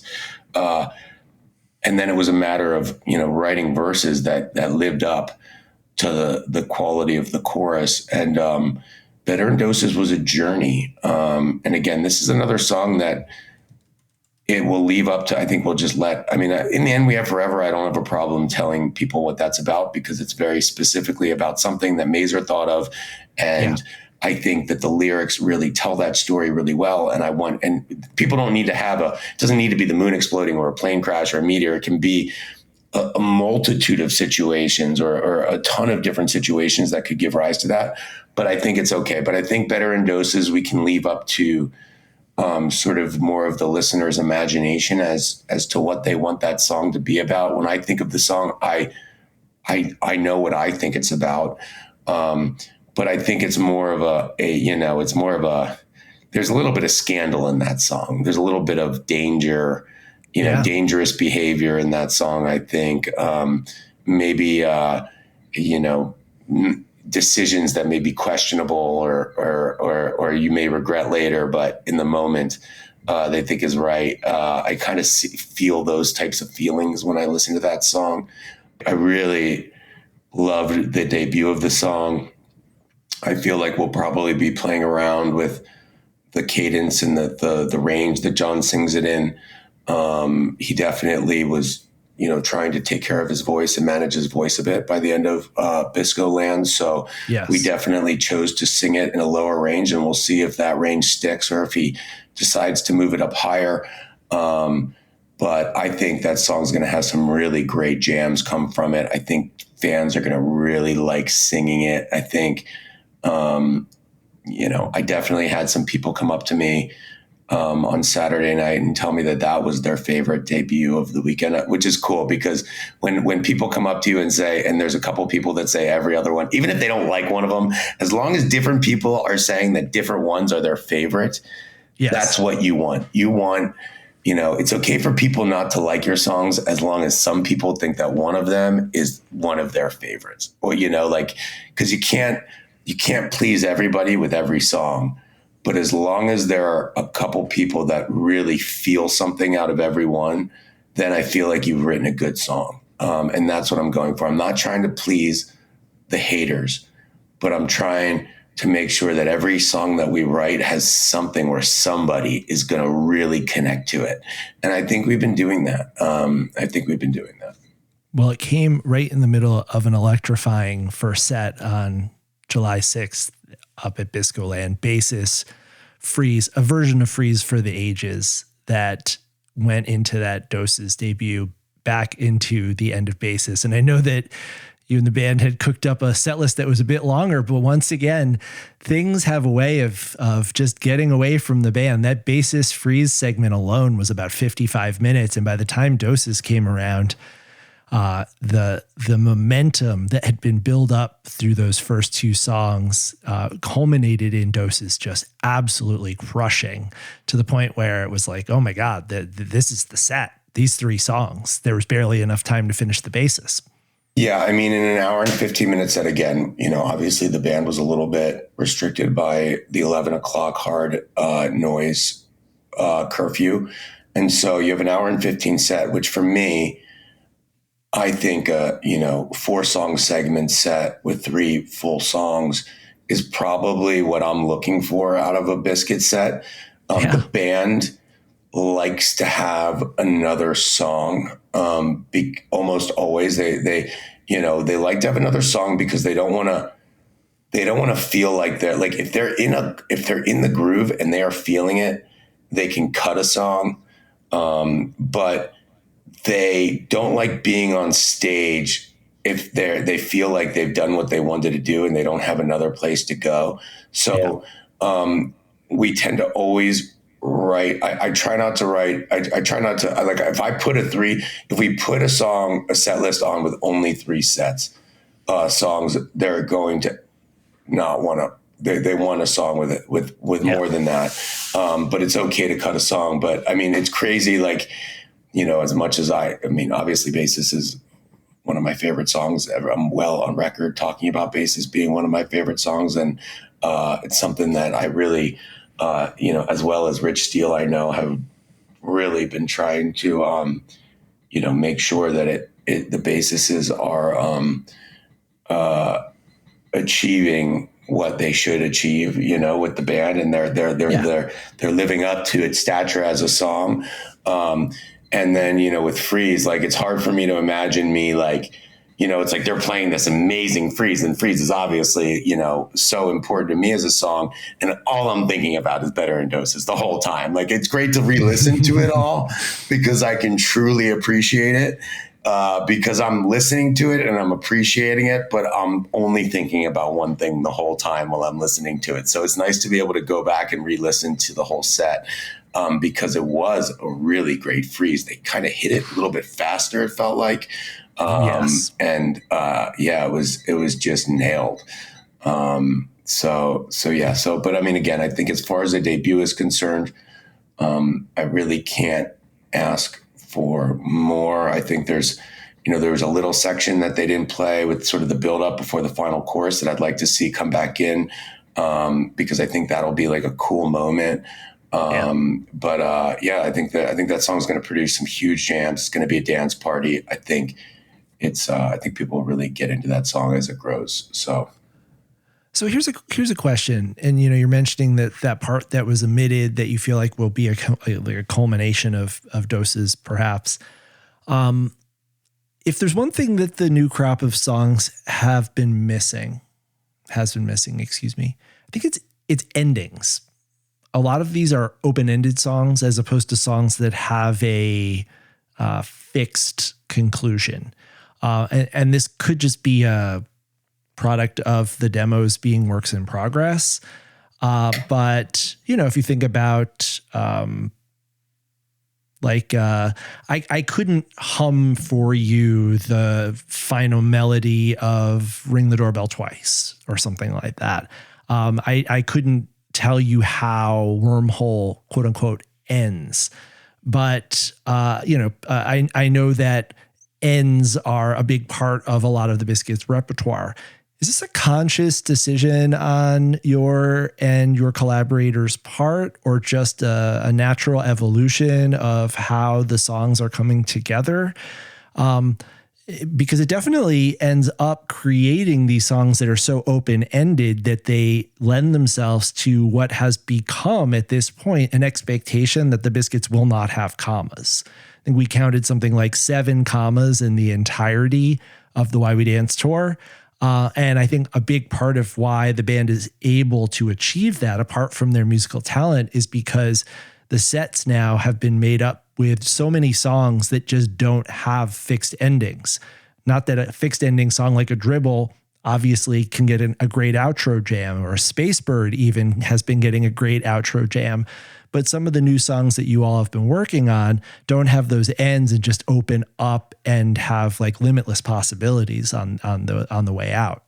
Yeah, well, you talked about a couple things. One, first off, I'm not a big comma guy. If you know me, there's a time and a place for a comma here and there. But I think the beauty in the Biscuits comes, obviously there's beautiful opportunities within the song structure, but the ins and the outs are where so much of the magic happens. And now it has been really fun, and I'm sure the fans have noticed, and I know they've noticed because they've talked about it, but it's been really fun figuring out how to do some cool outro jamming out of these songs that have endings like a Shem Rabu or a House Dog, yes, or Kitchen Mitts, in the Boston Kitchen Mitts, one of my favorite Kitchen Mitts ever was Jam on the River 2003, and that had this really great outro jam into Basis, into the end of Basis. And I don't know how many, they hadn't probably done too many outro jams since then. I'm sure they've done it, but that was something we actually listened to backstage in Boston before they played it. So I think there is a lot of beauty of figuring out a really cool way to outro out of the ending of one of the songs with a composed ending. Yes. But I guess we have, but there's only 2 songs that end every show. So by and large, most of the time songs will be played with outro jams, assuming that there's no comma. And I think probably when we write the songs, we kind of leave the demo, or when we write the songs, we like to leave long endings to them. Like all of the demos, like the original Times Square and Wormhole and all of them usually have like a DJ out, transition. And I think it's because one, the ending isn't really the essence of the song, right? And we don't really I don't think it's been a conscious decision. We just don't really talk about it. In fact, when we decided to end we had a lot of conversations about the structure for the rock opera, the space opera debut, and trying to figure out how to break up the show. Do we do 3 sets? Do we do 2 sets? We didn't think that with 3 hours and 40 minutes of music, an extra set break would have been too much. There was a very natural way to do it with 3 sets and an encore, or even 2 sets and an encore. We didn't feel that the band should leave the stage. So we ultimately decided that the best pace to break it up was after Freeze. It was broke it up 6/8. And it was also sort of the last song before the aliens, come to Earth. But we had never ended a set with Freeze before, right? Yeah. Like the band had never played Freeze at the end of the set. So they had never actually played an ending to it. And that was something we had to talk about, right? We had to listen to the studio track and make sure John still hasn't been trying to get him to do it, but I like it when he does like the Freeze, get your hands up after the final, this Freeze is coming after you, Freeze, get your hands up, which he did it at the Webster Hall show. And he's kind of gone back and forth. We'll talk about that. But I think it's a good way to kind of come out of that chorus. And then it gives it an ending, Freeze, get your hands up. This Freeze is coming after you end, right? And so, but we had to like actually work on that backstage before the Webster Hall show because they had never done it before. And sometimes, like, honestly, like sometimes it probably, it would be better if that ended because they realized, I think they encored with Wormhole once and they were like, I don't think they knew how to. They realized when they got to the end of it, hey, we don't have an end for this song, and then they had to figure it out on stage, which we'll try to avoid that and we'll talk about it before the show if there's going to be a situation where if we're going to end the set on a song that we've never played for at the end of a set before or that we've never ended anything with, we'll try to talk about it and what we're going to do to end it. I mean, I think at Bisco Land, it was the first time Doorbell closed a set, for sure. Certainly not, let's say, Basis obviously has closed a lot of sets. Buddha, I think Buddha, all the other ones were classic endings, but Doorbell had never ended a set before. And Doorbell has a great ending to it. Well, it has a great final peak and chorus to it, but it doesn't necessarily have like a way to end it. And it was probably, we could probably talk about that. And we did not talk about that. And we probably could have, but yeah, it's definitely a conversation. We have I don't think it's been a conscious decision. It's sort of been a byproduct of the way we're making these songs. And probably something we could talk about more, to be honest. Yeah. Well, let's get to the last of the 4 songs that were debuted over the weekend, and we'll start it out with the jam that inspired it. This was one that, God, re-listening to this in preparation for this episode, Joey, this is such an amazing segment of music. I cut it long so we can listen, we can talk over it. This is, of course, from Louisville, Kentucky, on April 2nd, 2024, the jam Into Shadow.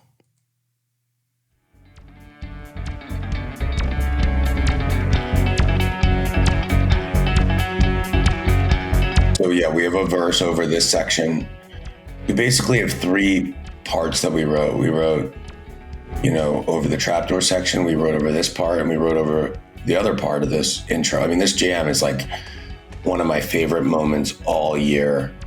Again, it has what you want out of a song. I mean, this is not the tractor beam trial style jamming. It's featuring piano. It's got a really, good complementary guitar line to the piano. This is, Magner. This is a Magner. The Magner, again, is doing sort of leading what makes this song unique, but obviously the rest of the band has jumped on what he's doing and is complementing him perfectly, as they will do. This sounds so polished that I can kind of understand, even though I am sometimes very frustrated by fans who say, oh no, I don't believe that the band wrote a song to this jam. The jam was them playing a song that they haven't debuted yet. This sounds already, the first time it is coming out of their brains through their fingers, this sounds like a song. Yeah, with the exception of Photograph, which they teased a couple times before they played it, and in the end we have Forever, which they played instrumentally at Electric Forest. None of these were songs. These were type 2 jams that just happened magically because they're the Disco Biscuits. And then somebody said they liked them, and then I liked it, and then I pitched it to the band, and the band liked it, and then we got to it on our list and made a song about it. And only then, and after hours of work, do they become songs. And you were saying earlier something that the band their type 2 jams sound like type 1 because they sound so structured and song-like. They just so happen to have nothing to do with the song that they occur within, hence type 2. But the Biscuits have always played improvisational jams that sound like songs with structure, that have parts, that have rhythmic and melodic elements that sound premeditated even when they're not. Yeah, it's why we love them. It's why we love them so much, right? This has got to be a top jam of 2024. It's probably got to be in the top 3 jams of 2024. And the only reason it wouldn't win Jam of the Year is because they've done something that hasn't happened yet that somehow succeeds this, because I'm not sure if I've heard anything in anything I've listened to that I like as much as this. And I wasn't at this show. It kills me that I wasn't at this show. I go to, a lot of shows, and lately even more than my rolling average. And this was one I sat out. And so that just goes to show that, I don't have attendance bias when we pick these jams, because this is honestly, the Times Square Jam, I wasn't at that show. I was not at this show. But this is, man, I would have loved to have been in the room when they played this. For that Louisville crowd. Yeah. John mentioned last episode this is the trapdoor. So this is it right here. This is the trapdoor part. So he mentioned the trapdoor, which we're about to listen to the demo of. But you're not going to play any of the probab- other sections. I don't think you should play the other sections. No? I'm so bummed. Okay. Well, we will only play the trapdoor Let's section. just play the trapdoor section. I think the other sections, we need to turn them into songs. I don't want to get something, like, I don't want to plan something that does, you know, they have too much room to change. And I don't want to, like, I think the Close to the Sun chorus is really cool. And I don't want to spoil that. I think we should. Okay. I know, Max, you like to get on top of things, and I like to let you do that, but I think we best hold that. I ultimately agree. We will hold off on playing parts 1 and 3 of the trapdoor demo and focus only on the trapdoor proper part. That is the part that you all heard at Biscoland. But before we move into that, can we just take a moment to appreciate Shadow? Now, Shadow is one of those songs, obviously, if you listen to this podcast, you know there was a long period of time when I was not seeing the Biscuits. Shadow is a song from that period. Joey, if I understand correctly, Shadow was not played very frequently and has only really re-entered rotation within the last few years. It's shocking to me because I think of Shadow as being one of the great songs in the band's catalog. I really love this song. I have not seen a version of it that has not blown me away. And it is such a dark song. And as we heard in that little segment, that's the introduction and that has given birth to Trapdoor and potentially 2 other songs. Great, great vehicle for improvisation. Yeah, Shadow is a bloody nice song. I've always loved the song. I was sort of living in Philly, getting to know the band around this period for the first time. This song, John, I'm not going to tell John's story, but at one point he had an idea for another rock opera that wasn't a space opera and wasn't, it was his own thing that didn't come to be. But I think this song and a couple other songs, I think that have seen the light of day at points, whether they're played as much anymore or not, I don't know, but were part of this idea he had. I don't know exactly how fleshed out it was or how much the song represents the plot line, but he has told me that story, and maybe he'll tell you that story one day, or maybe he won't. But this song was from that, and I know that because I brought up Shadow, and I was like, why are you playing Shadow more? And I don't know, he for whatever reason wasn't really, he didn't feel it like I think the rest of the fan base kind of felt it. And they played it at the Caverns, I think for the first time in a while. I'm pretty sure it was at the Caverns last March, in March 23. And I thought it was a great version, and I thought we would see it more. And then again, it kind of like fell off the set list, and we'd get it back on a set list. And I don't think he felt totally comfortable playing it for whatever reason. And then we kind of got it back and it started hitting, and I feel like it's now firmly back in rotation. The band feels really confident playing it. It's now given rise. They've gotten so confident playing it that they've given rise to this, to potentially 1 to 3 songs. I mean, I think the parts work as a song, but I also see John's point as well. And so we're gonna try to realize his vision for this. So we've got some writing to do over these parts. I think we've got, I think Trapdoor will become the chorus of a song, and I think we need to write some verses to complement that chorus. And then I think certainly part 3 of the song is a chorus. And the question just becomes, is part 1 the verse for that chorus or its own new song? And do we write new verses for that chorus or over different melodies? So this Shadow Jam will definitely could be the first jam that has produced more than one song from the same jam. Now, there are other jams we've listened to that could have, the Morph Jam that made By the Time. We picked like a very small snippet of a Bliss part of that jam for By the Time, and then we kind of changed around the chord progression and stuff like that. But that jam, I remember when we listened to that Morph Jam from 2008, they'd had 3 songs in it, 3 distinct songs in it that we could potentially go back to if we wanted. So not only are the Biscuits playing jams that are so good they could make 1 song, they're playing jams that are so good they could make 3.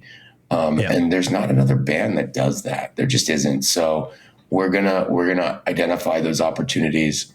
We're gonna harness those opportunities, and we're going to see where it takes us. And I think the cool thing is we don't overthink it. We don't overthink it. We don't overthink what a song is going to be about or how it's going to express itself. We sort of just go through our process, and then we get inspired either by something we hear in the music or a lyric or an idea. And then we just go and we see where it takes us. And so this jam is taking us in a new path, perhaps. And it's exciting because I can't even, I think I've made it pretty clear how much I love this jam. Yes. Well, let's listen to the demo of the Trapdoor segment. Give me 1 second to pull this up because I want to keep the rest a surprise.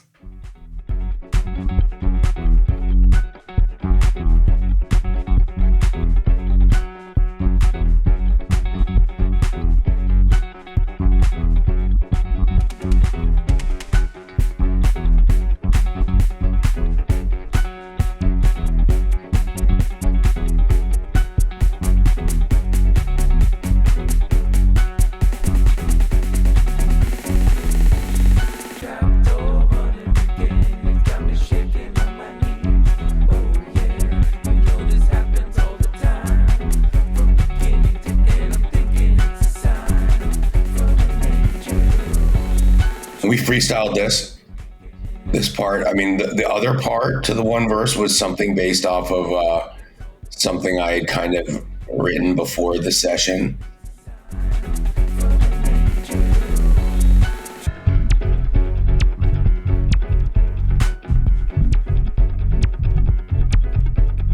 You can hear him. I think I'm even singing under there.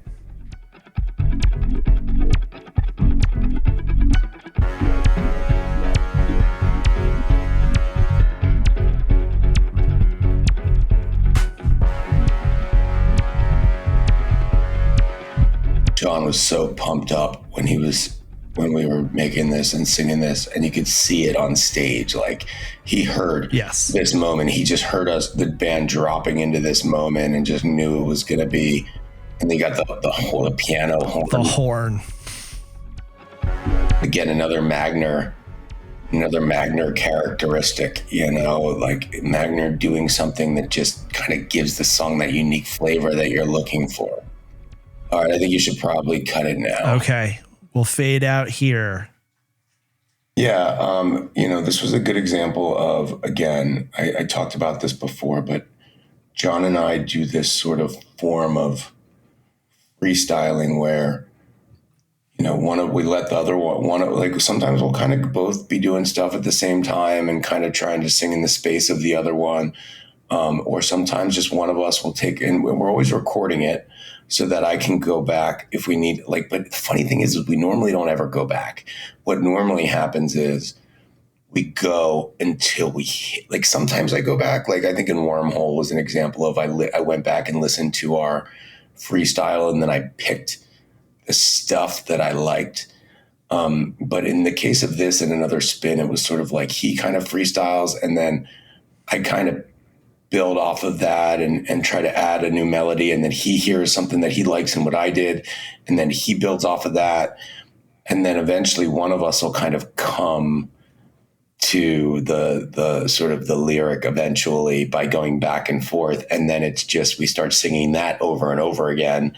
And then we have the lyric. And that's exactly what happened with this. It was really just this back and forth process. Yes, ending each other's ideas until we came up with the lyric. And that's the most fun way for me, I think. Obviously John and they're all, they're my friends, but they're my musical idols, right? So getting to be able to participate in this way with somebody that you respect so much and that you admire so much, I've said it before, I don't take it for granted and I don't take it lightly. And I feel very blessed to be able to do that. And, again, I've got the chills talking about it. I'm almost, it is, yeah, it's heavy stuff for me personally. And I think John feels really, he obviously loves it too. And all the guys love it, but Yeah, it's, when you come to that lyric, and then when we all start, and then every Magner joins in and everybody starts singing the same thing together because you've kind of found the lyric. It's a moment. It's a moment, and it feels really good. We still have lots of songs yet to be debuted. We have probably new verses for Trapdoor. We have the other parts of Trapdoor. Lots and lots of new material to take us through the end of the year. John mentioned during our last episode that he wants to slow roll these, give them a chance to breathe, give fans a chance to hear them, give the band a chance to learn the ins and outs of them, explore them, and grow them. So I assume, Joey, we will be having you back before too long to start talking about some of these other songs. But until then, you and the band have given us 4 new bangers to look forward to as we head into summer tour. Band goes back on the road on Thursday in Delaware, Atlantic City, through the Southeast, a couple festival spots along the way as we head into an exciting fall. Do you have a sense of the new material that has yet to be debuted, what you'd like to prioritize for working on and bringing to the stage? Or is that more of a decision amongst the 4 about what fits best into where their headspace is? Yeah, that's a good question. I'm dying to hear Mark's song that, it's really special to him. And the moment, when we kind of, had a writing session, we all kind of dropped everything we were doing to really, he kind of brought this song up, and everybody we just stopped in our tracks and put all of our energy into writing this song with him. And it was a really special moment, I think, for him and for us, making that song with him. So I'm very looking forward to hearing Without You. And then, I think Risky Business is pretty much ready. I think Country Royale needs some work with the band to get ready. And then obviously the other parts of Trapdoor, as well as Trapdoor, needs some writing to be done for them to be completed. So I don't know when that's going to happen, and whether or not they get played on this next run.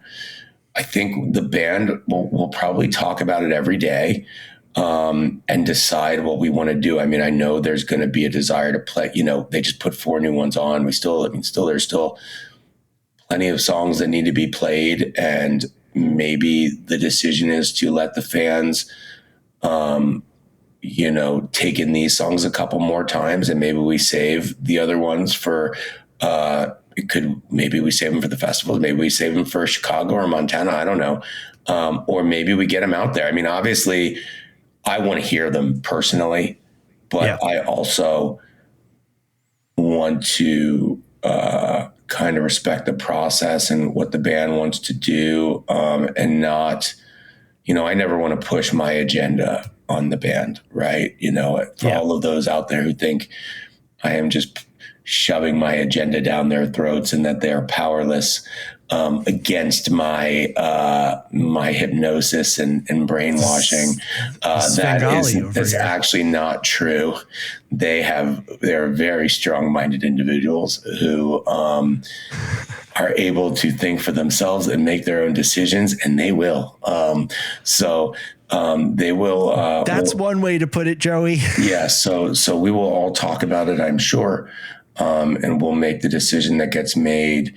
But I'm excited. I'm excited for them. I'm also excited to hear these other ones again, and see where they go. So I'm excited to see these songs grow, and we'll have lots of opportunities to really soon. Joey, thank you so much for coming back on Touchdowns All Day. Thank you for all of your hard work with the band and on behalf of the band. And we will see you out on tour up front in the pit. Yeah, thanks, Max, for having me. And to all the Biscuits fans out there, thank you for, showing up and being so supportive of the band and the process and me and the songs. And you know what? Even if you haven't loved the songs, thank you too for just being out there and being a fan and for coming to shows, because, again, I want this band to triumph. I selfishly want to be dancing at Disco Biscuit shows until my legs fall off, because I don't know what I would do if I couldn't do that. So all of you matter, and keep coming.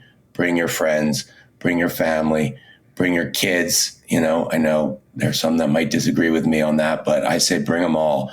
We need another generation of fans loving the Disco Biscuits. I was dancing with one of those people all weekend, who's an amazing fellow, and his dad's amazing, and he's a diehard fan, and he's a great drummer, and he knows the Biscuits about as well as anyone.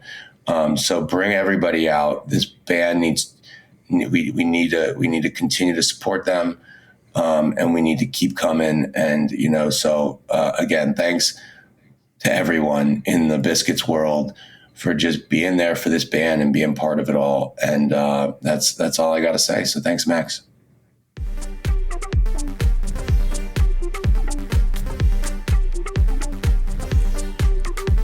It's always great to hear from Joey, and it's always great to hear new music and to share these demos with you. One of the great pleasures I have in this job is getting to be a fly on the wall for the creative process as John, Joey, Aaron, Mark, and Alan compose these new songs, develop them in the studio, work them out on stage, and blow all of our minds.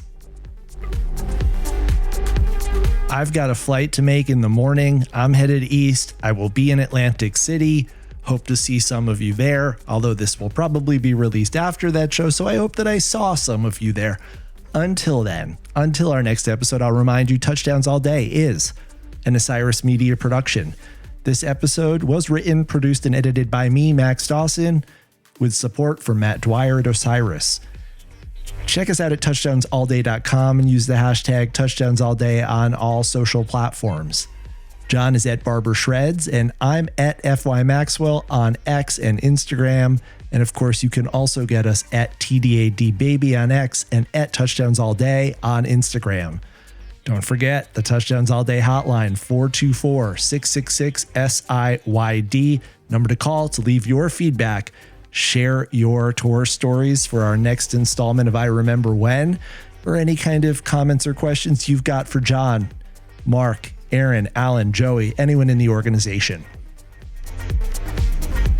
I'd like to give special thanks to Tara Gracer for supplying us with the beautiful photographs that accompany each episode, as well as Mark, John, Aaron, Alan, and the entire Disco Biscuits organization and road crew for everything they do to make this podcast possible.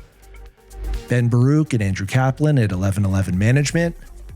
The Touchdowns All Day Advisory Committee. That's Andy Bazzani and Mike Walsh from the Biscuits Internet Project. Russ Tabes, Dave Cook, Rich Steele, Ian Armstrong, and the man of the hour, Scott McClintock. Extra special thanks to Joey Friedman, our guest today, and Steve Monster Martocci.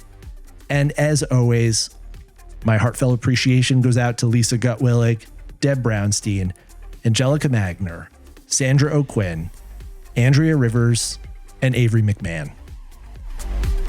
On behalf of John Barber and the entire Touchdowns All Day family, this is Max Dawson saying, see you next time. We're mass communicating. We're mass communicating. Mass communicating.